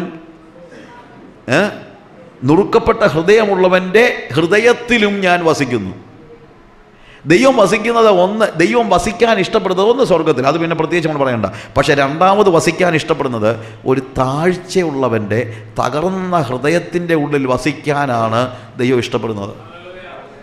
അതുകൊണ്ട് നമ്മളുടെ ഈ എല്ലാ ജാടകളും അവസാനിപ്പിച്ചിട്ട് നമുക്കൊരു കാര്യം ചെയ്യാം. എന്താണ്? let us see that we are living a humble life. Let's see that we are becoming humble people. താഴ്മയുള്ളവരായി തീരാനായിട്ട് നമ്മൾ പരിശ്രമിക്കാം. മത്തായിയുടെ സുവിശേഷം 23-ാം അധ്യായത്തിൻ്റെ 11-12 വാക്യങ്ങൾ വായിക്കുമ്പോൾ കർത്താവ് പറയാണ്, if you want to be great in the kingdom of God, you need to be the servant of all. നിങ്ങളിൽ വലിയവനാകുവാൻ ഇച്ഛിക്കുന്നവനൊക്കെയും എല്ലാവരുടെയും ദാസനാകണം. ഞാൻ പറയട്ടെ, നമുക്കൊക്കെ ദൈവദാസന്മാരാകാൻ എല്ലാവർക്കും ഭയങ്കര ഇഷ്ടമാണ്. ഞാനൊരിക്കൽ പാസ്റ്റേഴ്സിൻ്റെ ഒരു ക്ലാസ് എടുക്കുകയായിരുന്നു. അത് കഴിഞ്ഞപ്പോൾ ഞാനവിടെ പറഞ്ഞു, നമ്മളെക്കുറിച്ച് ദൈവം ഉദ്ദേശിക്കുന്നത് നമ്മളെല്ലാവരുടെയും ദാസനാകണമെന്ന്. ഉടനെ ഇത് കഴിഞ്ഞപ്പം കുറച്ച് പാസ്റ്റർമാർ എൻ്റെ അടുത്ത് പറഞ്ഞു, സാജുവേ അതെന്താ വർത്തമാനമാണ്, നമ്മളെ അവന്മാരുടെ ദാസന്മാരാണോ? അവന്മാരുടെ ചോദിച്ച ചോദ്യമാണ്. പക്ഷേ പൗലോസ് എന്താ പറയുന്നത്? ഞങ്ങൾ പ്രസംഗിക്കുന്നത് യേശുവിനെ കർത്താവെന്നും ഞങ്ങളെക്കുറിച്ച് ഞങ്ങളോ അവൻ നിമിത്തം നിങ്ങളുടെ ദാസന്മാരുമെന്ന് തന്നെ. If you want to be great in the kingdom of God, you need to be the servant of all. നിങ്ങൾ അല്ലെങ്കിൽ ദൈവരാജ്യത്തിൽ, കർത്താവിൻ്റെ രാജ്യത്തിൽ വലിയവനാകുവാൻ ഇച്ഛിക്കുന്നവനെല്ലാം എല്ലാവരുടെയും ദാസനാകണം. ഇതാ ഇന്ന് പഠിക്കേണ്ടത്. എല്ലാവരുടെയും ദാസൻ. യഹോവ നിഗളികളോട് എതിർത്ത് നിൽക്കുന്നു, താഴ്മയുള്ളവരെ അവൻ കടാക്ഷിക്കുന്നു. യാക്കോബിന്റെ ലേഖനം 4-6 വാക്യം വായിക്കുമ്പോൾ യേശു താഴ്മയുടെ അസാമാന്യമായ അല്ലെങ്കിൽ മൂർത്തിമദ്ഭാവമാണ്. യേശുവിൻ്റെ ഭൂമിയിലേക്കുള്ള ഇറങ്ങി വരവ് നമ്മൾ ഫിലിപ്പിയ ലേഖനം 2-ാം അധ്യായത്തിൻ്റെ 3 മുതൽ 11 വരെയുള്ള വാക്യങ്ങൾ വായിക്കുമ്പോൾ അവിടെ നമ്മൾ കാണുന്നത്, he humbled himself, he emptied himself, അവനെ തന്നെ ശൂന്യനാക്കിയെന്ന് എഴുതിയിരിക്കുന്നത്. അല്ലാതെ താഴ്ത്തി എന്നല്ല, തന്നെത്താൻ താഴ്ത്തി എന്ന വാക്കുണ്ട്. പക്ഷെ താഴ്ത്തി എന്ന് പറയുന്നതിനേക്കാൾ അവനെ തന്നെ ശൂന്യനാക്കി, അവനൊന്നുമല്ലാത്തവനായി തീർന്നു. യേശു അവനെ തന്നെ ശൂന്യനാക്കിയെങ്കിൽ നമ്മളെ തന്നെ താഴ്ത്തിയാൽ മതിയോ? അതിനേക്കാൾ താഴെ പോകണ്ടേ? യേശുവിനേക്കാൾ വലിയ ആളല്ലല്ലോ നമ്മൾ. അവിടെയാണ് ഇന്ന് താഴ്ചയുടെയും അടിമയാകുന്നതിൻ്റെയും ദാസ്യ അനുഭവത്തിൻ്റെയും ഒക്കെ പ്രത്യേകത. ഇത് നമുക്ക് നഷ്ടപ്പെട്ടു. നമുക്ക് എപ്പോഴും വലിയവനാകുവാനാണ് ഇച്ഛ. നമ്മൾ പറയുന്നത്, എന്നെ ആരും കൊച്ചാക്കാൻ നോക്കണ്ട എന്നാ. എന്നെ ആരും കൊച്ചാക്കാനൊന്നും നോക്കണ്ട. ഞാൻ ഒരു പ്രാവശ്യം ഒരാൾക്ക് പറയുന്നുണ്ട്, പാസ്റ്ററെ അവനെന്നെ കൊച്ചാക്കിയതല്ലയോ. ഞാൻ അങ്ങേരെ നോക്കിയപ്പോൾ എനിക്ക് ഇയാൾ പിന്നെ വലിയ ആളാണെന്നോ എനിക്ക് തോന്നിയില്ല. വലിയ ആളെ അല്ല കൊച്ചാക്കാൻ പറ്റുള്ളൂ. കൊച്ചാളിനെ കൊച്ചാക്കാൻ പറ്റുകയില്ലല്ലോ. പറ്റുമോ? നിങ്ങൾ യഥാർത്ഥത്തിൽ ഒരു ക്രിസ്ത്യാനിയാണെങ്കിൽ നിങ്ങൾ കൊച്ചാളാണെന്നേ. നിങ്ങളെ ആർക്കും കൊച്ചാക്കാൻ പറ്റത്തില്ല. എന്നെ ആർക്കും കൊച്ചാക്കാൻ പറ്റത്തില്ല, കാര്യം ഞാൻ കൊച്ചാണല്ലോ. ഇനി ആര് പരിശ്രമിച്ചാലും എന്നെ കൊച്ചാക്കാനൊന്നും പറ്റത്തില്ല. വലിയ ആളെ മാത്രമേ എന്താക്കാൻ ചെയ്യാൻ പറ്റുള്ളൂ? കൊച്ചാക്കാൻ പറ്റുള്ളൂ. നിങ്ങൾ വലിയവരാണെന്ന് നിങ്ങൾ ചിന്തിക്കുന്നതുകൊണ്ടല്ലയോ നിങ്ങൾ പറയുന്നത് എന്നെ കൊച്ചാക്കാൻ നോക്കണ്ടെന്ന്? ഇല്ലേ? സി, യേശു എന്താ ചെയ്തത്? നമ്മൾ യോഹന്നാന്റെ സുവിശേഷം 13-ാം അധ്യായം വായിക്കുമ്പോൾ നമ്മളവിടെ കാണുന്ന എന്താണ്? ഒരു വീട്ടിൽ അതിഥികൾ വരുമ്പോൾ ആ അതിഥികളുടെ കാല് കഴുകുന്നത് ആ വീട്ടിലെ അടിമയാണ്. ആ വീട്ടിലെ വീട്ടുകാരനല്ല, ആ വീട്ടിലെ അടിമയാണ്. ശിഷ്യന്മാരെല്ലാവരും അന്യോന്യം ചോദിച്ചു, ആരാണ് വലിയവൻ? ആരാണ് വലിയവൻ? നമ്മുടെ ഇടയിൽ ആരാണ് വലിയവൻ? ആരാണ് യേശുവിൻ്റെ സിംഹാസനത്തിൻ്റെ അടുത്ത സിംഹാസനത്തെ ഇരിക്കുന്നത്? യേശുവിൻ്റെ സിംഹാസനം ചോദിക്കാനും അവർക്ക് മടിയില്ല, പക്ഷേ എന്നാലും അത്രയും വേണമെന്ന് അവർ ചിന്തിച്ചില്ല. അതിൻ്റെ അടുത്തെങ്കിലും കയറിയിരിക്കണം. ദേ were fighting for a thrown. അവരൊരു സിംഹാസനത്തിന് വേണ്ടി ഫൈറ്റ് ചെയ്തുകൊണ്ടിരിക്കുകയായിരുന്നു. അപ്പോഴാ യേശു ഒരു തോർത്തെടുത്ത് അരയിൽ കെട്ടി വെള്ളമെടുത്ത് ഓരോരുത്തരുടെയും കാലുകൾ കഴുകാൻ തുടങ്ങി. കസേരയ്ക്ക് വേണ്ടി ശിഷ്യന്മാർ അന്യോന്യം വഴക്കുണ്ടാക്കിയപ്പോൾ they were fighting for a throne and Jesus was fighting for a towel. അവനൊരു കസേരയ്ക്ക് വേണ്ടിയല്ല, ഒരു ടവലിന് വേണ്ടി, കാലുകളെ കഴുകുവാനുള്ള ഒരു ടവൽ. ഏലീശയുടെ വിശുദ്ധിയുടെ പ്രധാനപ്പെട്ട കാര്യം, he was a humble man. അവൻ ഹംബിളാരും തന്നെയല്ല, അവൻ അനുസരണമുള്ളവനായിരുന്നു. താഴ്മയും അനുസരണവും ഒരുമിച്ച് വേണം. താഴ്മയുണ്ടെങ്കിലേ അനുസരിക്കാൻ പറ്റുള്ളൂ. നമ്മളെപ്പോഴാണ് അനുസരിക്കാത്തത്? ഞാൻ താഴെയുള്ള ആളാണെന്ന് ചിന്തിക്കാത്തപ്പോഴാണ് നമ്മൾ അനുസരിക്കാത്തത്. എലീശയുടെ മേൽ പുതപ്പ് വീഴുന്ന അതേ സമയം മുതൽ അവൻ എന്ത് ചെയ്യാണ്? അവൻ ഏലിയാവിൻ്റെ അധികാരത്തിന് കീഴിലായി. അവൻ പറഞ്ഞു, ഞാൻ അപ്പനെയും അമ്മയും ഒന്ന് ചുംബിച്ചിട്ട് മടങ്ങി വന്ന് നിൻ്റെ പിന്നാലെ വരാമെന്നാണ് പറയുന്നത്. തന്നെയല്ല, ഹി വാസ് ഡൂയിങ് ഇറ്റ്. ആ ഒരു മിഷനറി ഫീസ്റ്റ് കൊടുത്തേച്ച് അവൻ എന്ത് ചെയ്യുകയാണ്? അവൻ ഉടനെ തന്നെ എല്ലാം ഇട്ടേച്ച് പോവുകയാണ്. He was leaving all his possessions. അന്ന് വരെ അവൻ ഉണ്ടായിരുന്ന എല്ലാ സമ്പത്തും കാര്യങ്ങളും എല്ലാം ഇട്ടേച്ചാവൻ പോകുന്നത്. സമ്പത്ത് അവൻ ഒരിക്കലും ഒരു ഹിൻഡ്രൻസ് ആയിരുന്നില്ല കർത്താവിനെ അനുഗമിക്കാൻ. കാര്യം കർത്താവിനെ അനുഗമിക്കുക, അല്ലെങ്കിൽ ദൈവത്തിൻ്റെ ശുശ്രൂഷയിൽ പ്രവേശിക്കുക, ഏലിയാവിന് ശിഷ്യനാവുക എന്ന് പറയുന്നത് എല്ലാ സമ്പത്തുമുള്ള അവസ്ഥയേക്കാൾ ഉയർന്ന അവസ്ഥയാണെന്ന് അവന് മനസ്സിലാക്കി. അതുകൊണ്ട് അവൻ്റെ സമ്പത്ത് അവനൊരു വിഷയമല്ലായിരുന്നു, പണം അവനൊരു വിഷയമല്ലായിരുന്നു. He was completely detached from all kind of possessions. If you want to be a holy man of God, you need to see that you are detached from all your physical positions and possessions. നിങ്ങളുടെ ഭൗതികമായ വസ്തുക്കളോടും നിങ്ങളുടെ പദവികളോടും നിങ്ങളുടെ അവസ്ഥകളോടും നിങ്ങളുടെ റിലേഷൻസിനോടും, even he was detaching from himself from the relationship. അവൻ്റെ എല്ലാ തരത്തിലുള്ള ബന്ധങ്ങളോടുമെല്ലാം ബൈ പറഞ്ഞാണ് അവൻ പോകുന്നത്. ഒരു യഥാർത്ഥ വിശുദ്ധൻ ഒരിക്കലും പണത്തെ കെട്ടിപ്പിടിച്ചുകൊണ്ട് നടക്കത്തില്ല. ഒരു യഥാർത്ഥ വിശുദ്ധൻ ഒരിക്കലും കസേര കെട്ടിപ്പിടിച്ചുകൊണ്ട് നടക്കത്തില്ല. അവൻ ഇരുമനസ്സുള്ളൊരു വ്യക്തി ആയിരുന്നില്ല. He was not double minded, he was single hearted. അവൻ പറയുന്നത്, ഇനി ഞാൻ തിരിച്ചു വരുന്ന പ്രശ്നമില്ല. അതുകൊണ്ടാണ് അവൻ എന്ത് ചെയ്യുന്നത്? കാളകളെ അറുത്ത് ഭക്ഷണം കൊടുത്ത് മടങ്ങി വരത്തില്ല എന്ന് പറയുന്നത്. പുറമെ അവനെ സൗമ്യനായിട്ടൊക്കെ കണ്ടെങ്കിലും അകമേ അവന് വളരെ ബോൾഡായിട്ടുള്ള മനുഷ്യനാണ്. അവനൊരു തീരുമാനമെടുത്തപ്പോൾ അതിൻ്റെ എല്ലാ പഴുതുകളെയും, അതായത് കർത്താവിനെ അനുഗമിക്കുവാനുള്ള അവൻ്റെ തീരുമാനത്തെ പിന്നോട്ട് വലിക്കാൻ സാധ്യതയുള്ള എല്ലാ പഴുതുകളെയും അടച്ചു കളഞ്ഞിട്ടാണ് അവൻ ഏലിയാവിൻ്റെ പിന്നാലെ പോകുന്നത്. There was no turning back. ഒരു തിരിച്ചു വരവില്ലാത്ത രീതിയിൽ ഏലിയാവിൻ്റെ ശിഷ്യനായി തീരുകയാണ്. അടുത്തതായിട്ട് നമ്മൾ കാണുന്നത്, നമ്മൾ ഇനി പഠിക്കാൻ പോകുന്ന, നാളെയും കൂടെ പഠിക്കാൻ പോകുന്ന കാര്യം ഇതാണ്. അതിൻ്റെ സെക്കൻഡ് ഫേസിലേക്ക് നമ്മൾ കയറുകയാണ്. ഫസ്റ്റ് ഫേസ് എന്ന് പറയുന്നത്, Elisha was a village lad. പക്ഷേ അങ്ങനെ ഒരു സാധാരണ വിശ്വാസിയായി കഴിയുമ്പോൾ തന്നെ, ഇതുവരെ അവൻ ശുശ്രൂഷകനൊന്നും ആയിരുന്നില്ല, അവൻ എന്തായിരുന്നു? ഒരു സാധാരണ വിശ്വാസിയായിരുന്നു. പക്ഷേ ആ സാധാരണ വിശ്വാസി ആയിരുന്നപ്പോൾ തന്നെ ഈ എലീഷ അസാമാന്യമായ നിലയിൽ വിശുദ്ധിക്ക് നിദാനമായ ക്യാരക്ടർ മോൾഡ് ചെയ്തെടുത്തയാളാണ്. Even when he was a normal believer, ഞാൻ ഇന്നത്തെ ഭാഷയിൽ നമ്മളൊക്കെ പറയുകയാണ്, അവൻ ഫെയ്ത്ത്ഫുൾ ആയിരുന്നു, അവൻ ഹാർഡ് വർക്കിംഗ് ആയിരുന്നു. അല്ലാതെ ഉപദേശിമാർക്ക് വേണ്ടി മാത്രമുള്ള കാര്യമല്ല ഈ കമ്മിറ്റ്മെൻറ്റും മറ്റുള്ള കാര്യങ്ങളും. ഞാനൊരിക്കൽ ദുബായിലെ ഒരു ചർച്ചിൽ അവിടുത്തെ പാസ്റ്റർ ഇല്ലായിരുന്നു. അപ്പോൾ എന്നോട് ചർച്ച നടത്താനായിട്ട് പറഞ്ഞു. ഞാൻ ചർച്ച നടത്തി. അന്ന് ഞാൻ പ്രസംഗിച്ചത് ക്രിസ്ത്യൻ കമ്മിറ്റ്മെൻറ്റിനെ കുറിച്ചാണ്. ക്രിസ്ത്യൻ കമ്മിറ്റ്മെൻറ്റിനെ കുറിച്ച് പ്രസംഗിച്ച് തീർന്നപ്പോൾ അപ്പച്ചനാണ് പ്രാർത്ഥിച്ച് അവസാനിപ്പിച്ചപ്പോൾ അപ്പച്ചൻ പറഞ്ഞതിനറിയാമോ? കർത്താവേ, ദൈവദാസന്മാർക്ക് വേണ്ടി നിൻ്റെ ദാസൻ കൊടുത്ത, സുവിശേഷ വേലക്കാർക്ക് വേണ്ടി നിൻ്റെ ദാസൻ കൊടുത്ത സന്ദേശത്തിനായി ഞങ്ങൾ നിനക്ക് സ്തോത്രം ചെയ്യുന്നു. അതായത് ഞങ്ങൾക്ക് വേണ്ടിയൊന്നുമല്ല, കാര്യം പ്രസംഗിച്ചെന്താ? ക്രിസ്ത്യൻ കമ്മിറ്റ്മെൻറ്റ്, ക്രിസ്തീയ സമർപ്പണത്തെക്കുറിച്ച് പ്രസംഗിച്ചപ്പോഴത്തേക്ക് അതാർക്കാ വേണ്ടേ? അതിവിടെ ജോലി ചെയ്ത് ഞങ്ങൾക്കൊന്നുമല്ല, സുവിശേഷ വേലക്കാർക്കും മിഷനറീസിനും വേണ്ടിയുള്ളതാണ്. അങ്ങനെ പ്രാർത്ഥിച്ച കാര്യം ഞാൻ പറഞ്ഞത്. ആ മനുഷ്യൻ പ്രാർത്ഥിച്ച് അവസാനിപ്പിച്ചതാണ്. എന്താ? സുവിശേഷ വേലക്കാർക്ക് വേണ്ടി നിന്റെ ദാസൻ കൊടുത്ത ദൂതിനു വേണ്ടി ഞങ്ങൾ നിനക്ക് സ്തോത്രം ചെയ്യുന്നത്. അവിടെ പാസ്റ്റർ പോലും ഇല്ല, അവിടെ ആകെയുള്ള പൂർണ്ണ സമയം സുവിശേഷ വേലക്കാരൻ ഞാൻ. അപ്പം ഞാൻ പ്രസംഗിച്ച എന്നോട് തന്നെ ആയിരിക്കുമല്ലോ. നമ്മുടെ ഒരു തെറ്റിദ്ധാരണയാണ്. ഇപ്പം സുവിശേഷ വേലക്കാർ മിഷനറിമാർക്കൊക്കെയാണ് സമർപ്പണം വേണ്ടത്, നമുക്കൊന്നും വേണ്ട. ഞാൻ പറയട്ടെ, ഒരു സാധാരണ വിശ്വാസിയായിരുന്നപ്പോൾ എലീശ എത്ര വിശുദ്ധനായിരുന്നു നിങ്ങൾ ആലോചിച്ച് നോക്കണം. He was hard working, he was faithful, he was humble, he was obedient, and he was sacrificing, and he was single minded. അവനെ സമ്പത്തൊന്നും ബാധിച്ചില്ല. ദൈവം അവനെ വിളിക്കുന്ന ഒരു നിമിഷത്തിന് വേണ്ടി കാത്തിരുന്നെന്നുള്ളതേ ഉള്ളൂ. അല്ലാതെ അവൻ കാളെ പൂട്ടിക്കൊണ്ടിരുന്നപ്പോഴും വസ്തുക്കളോ പുരയിടമോ പണമോ ധനമോ അവൻ്റെ സമൂഹത്തിലെ സ്ഥാനമോ ധനവാനെന്നുള്ള മാനമോ ഒന്നും അവനെ ബാധിച്ചിരുന്നില്ല.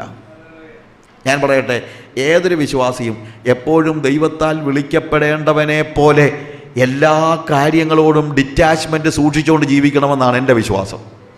ഭൂമിയിലെ സകല മഹത്വങ്ങളോടും ധനത്തോടും പണത്തോടും പദവികളോടും ഡിറ്റാച്ച്മെൻറ്റ് സൂക്ഷിച്ചുകൊണ്ട് വേണം ഏത് സാധാരണ വിശ്വാസിയും ജീവിക്കാൻ. അങ്ങനെ ജീവിക്കുന്നവരെയാണ് കർത്താവ് വിളിക്കുന്നതും. അതുകൊണ്ട് ഞാൻ പറഞ്ഞത്, ഉഴപ്പി നടക്കുന്ന, കള്ളത്തരം കാണിച്ച് നടക്കുന്ന അങ്ങനെയുള്ളവരെ ഒന്നും അല്ല കർത്താവ് വിളിക്കുന്നത്. കർത്താവ് വിളിക്കുന്നത് അവരുടെ ജീവിതത്തിൽ അധ്വാനികളും വിശ്വസ്തരും ഹ്യൂമിലിറ്റി സൂക്ഷിക്കുന്നവരും അല്ലെങ്കിൽ ഒബീഡിയൻ്റ് ആയിട്ടുള്ള, സാക്രിഫൈസിങ് ആയിട്ടുള്ള, സിംഗിൾ മൈൻഡഡ് ആയിട്ടുള്ള ആളുകളെയാണ് ദൈവം വിളിക്കുന്നത്. അതാണ് ഫസ്റ്റ് ഫേസ് എന്ന് പറയുന്നത്. സെക്കൻഡ് ഫേസ് ട്രെയിനിങ്ങിൻ്റെ ഫേസാണ്. ട്രെയിനിങ് ആണ്. ആരുടെ കീഴിലാണ് ട്രെയിനിങ് കിട്ടുന്നത്? വലിയ തമാശയാണ്. Elijah was a village lad, he was a small boy.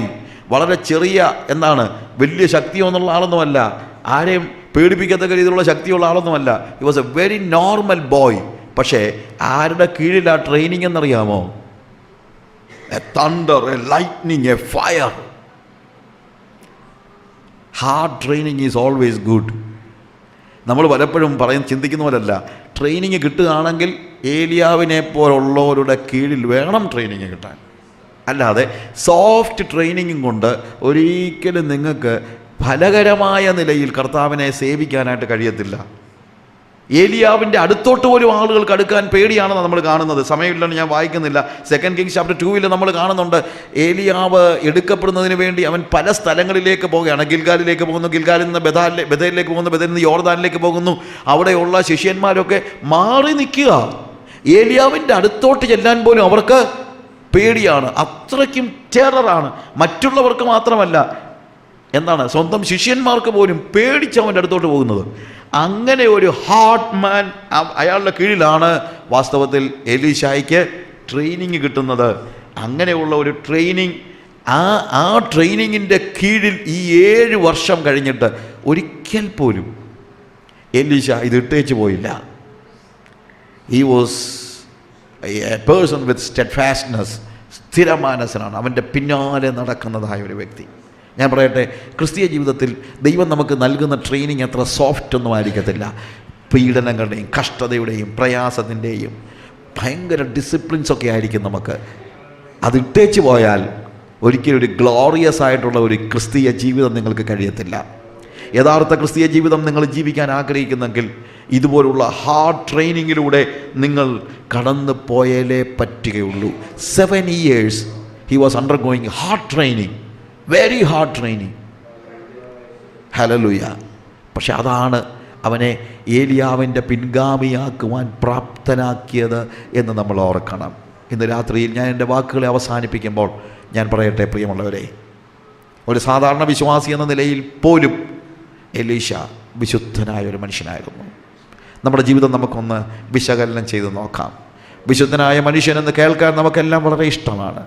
എന്നാൽ നമ്മുടെ ജീവിതം ഏലീശായുടെ ജീവിതം പോലെ ജീവിക്കുന്നെങ്കിലേ നമുക്ക് അങ്ങനെ ഒരു അവസ്ഥയിലൂടെ കടന്നു പോകാനായിട്ട് കഴിയത്തുള്ളൂ. നമുക്കിവിടെ കണ്ണുകളെ അടയ്ക്കാം. ഒരു നിമിഷം നമുക്ക് നമ്മളോട് തന്നെ ചോദിക്കാം. Let us ask ourselves. Elisha was a man with contentment. സംതൃപ്തിയുള്ളൊരു മനുഷ്യൻ. അവന് ചെറിയ മുറി മതി. നമുക്കത് മതിയോ? നമ്മൾ ഉള്ള കാര്യങ്ങളിൽ സംതൃപ്തരാണോ? വേദപുസ്തകം പഠിപ്പിക്കുന്നു, ഉള്ളത് കൊണ്ട് തൃപ്തിപ്പെടുവിൻ, ഉണ്മാനും ഉടുക്കാനും ഉണ്ട് എങ്കിൽ മതി എന്ന് വെപ്പിൻ.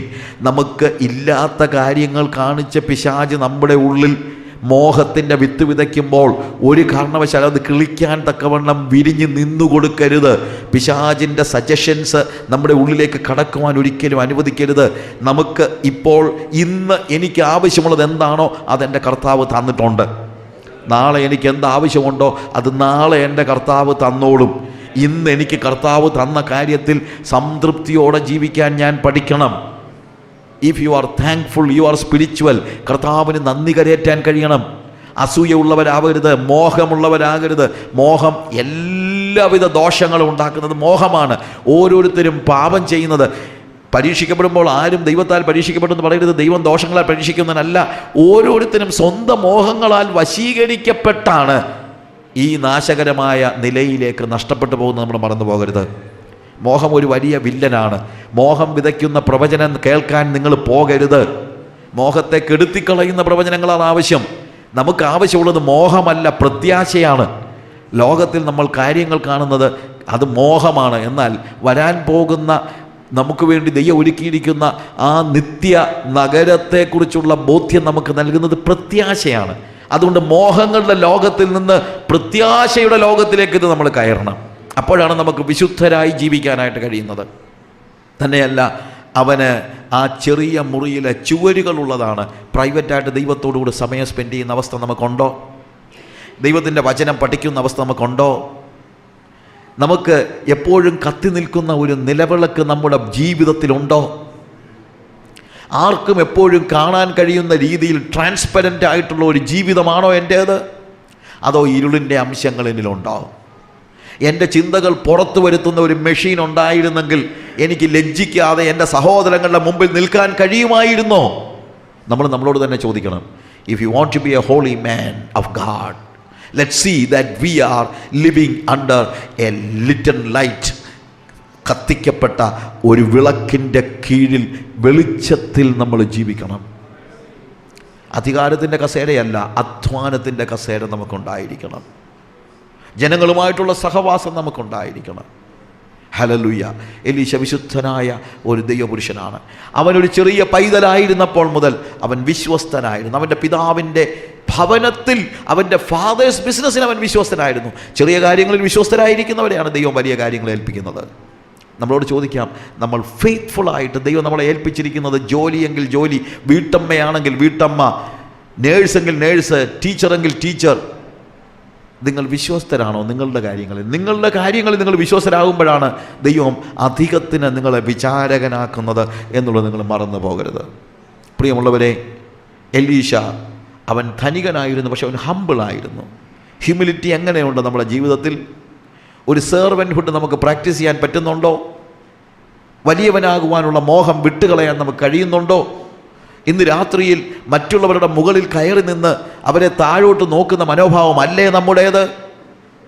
അധികാര കൊതി നമ്മളെ പിടിച്ചിട്ടില്ലേ? പദവികൾ നമുക്ക് വേണമെന്ന് ആഗ്രഹമില്ലേ? കസേരയ്ക്ക് വേണ്ടി കടിപിടി കൂടുമ്പോൾ നമ്മൾ മനസ്സിലാക്കണം, യേശു ഫൈറ്റ് ചെയ്തത് ഒരു കസേരയ്ക്ക് വേണ്ടിയല്ല, ഒരു തുവർത്തിന് വേണ്ടിയാണെന്ന് മനസ്സിലാക്കണം. മറ്റുള്ളവരുടെ കാല് കഴുകത്തക്ക രീതിയിൽ എല്ലാവരുടെയും ദാസൻ.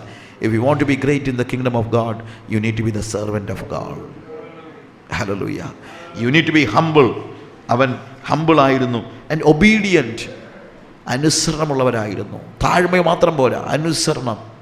തന്നെയല്ല, ആ ഏലീശായുടെ കീഴിൽ 7 വർഷം, ഇത്ര റഫ് ആൻഡ് ടഫ് ആയിട്ടുള്ള മനുഷ്യൻ്റെ കീഴിൽ 7 വർഷം ഡിസിപ്ലിൻഡായിട്ട് ജീവിക്കാൻ അവൻ പഠിച്ചു. ഇന്ന് രാത്രിയിൽ നമ്മുടെ ജീവിതത്തിൽ എത്ര ഹാർഡ് ട്രെയിനിങ് ആണ് കർത്താവ് തരുന്നത് നമുക്കറിയത്തില്ല. പക്ഷേ കർത്താവ് നമ്മളെ ഭരമേൽപ്പിച്ചിരിക്കുന്ന കാര്യങ്ങൾ നിർവഹിക്കാൻ നമുക്ക് ശക്തി വേണമെങ്കിൽ, എലീശായെ പോലെ ഒരു ജീവിതം ജീവിക്കാൻ നമുക്ക് ശക്തി വേണമെങ്കിൽ, ഏലിയാവിനെ പോലെയുള്ള ഒരാളുടെ കീഴിൽ നമുക്കൊരു പക്ഷേ ട്രെയിനിങ് ആവശ്യമായി വന്നേക്കാം. അതിന് നമ്മൾ തയ്യാറാണോ? അതോ 1.5 കൊല്ലം കഴിയുമ്പോഴത്തേക്ക് മറ്റുള്ളവരെ ഭരിക്കാൻ തുടങ്ങുന്ന ജീവിതമാണോ നമ്മുടെ ഭരണത്തിൻ്റെ കസേരയാണോ നമ്മുടെ മനസ്സിലിരിക്കുന്നത്, അതോ ഒരു സെർവൻ്റായിട്ട് ജീവിക്കാനാണോ? ഹല്ലേലൂയ. ഇന്ന് ഈ രാത്രിയിൽ നമ്മൾ ഭവനത്തിലേക്ക് പോകുമ്പോൾ നമ്മൾ എത്രമാത്രം വിശുദ്ധിക്ക് വേണ്ടി നമ്മളെ തന്നെ ഒരുക്കിയിരിക്കുന്നു എന്ന് നമ്മളൊന്ന് ആലോചിച്ച് നോക്കുക.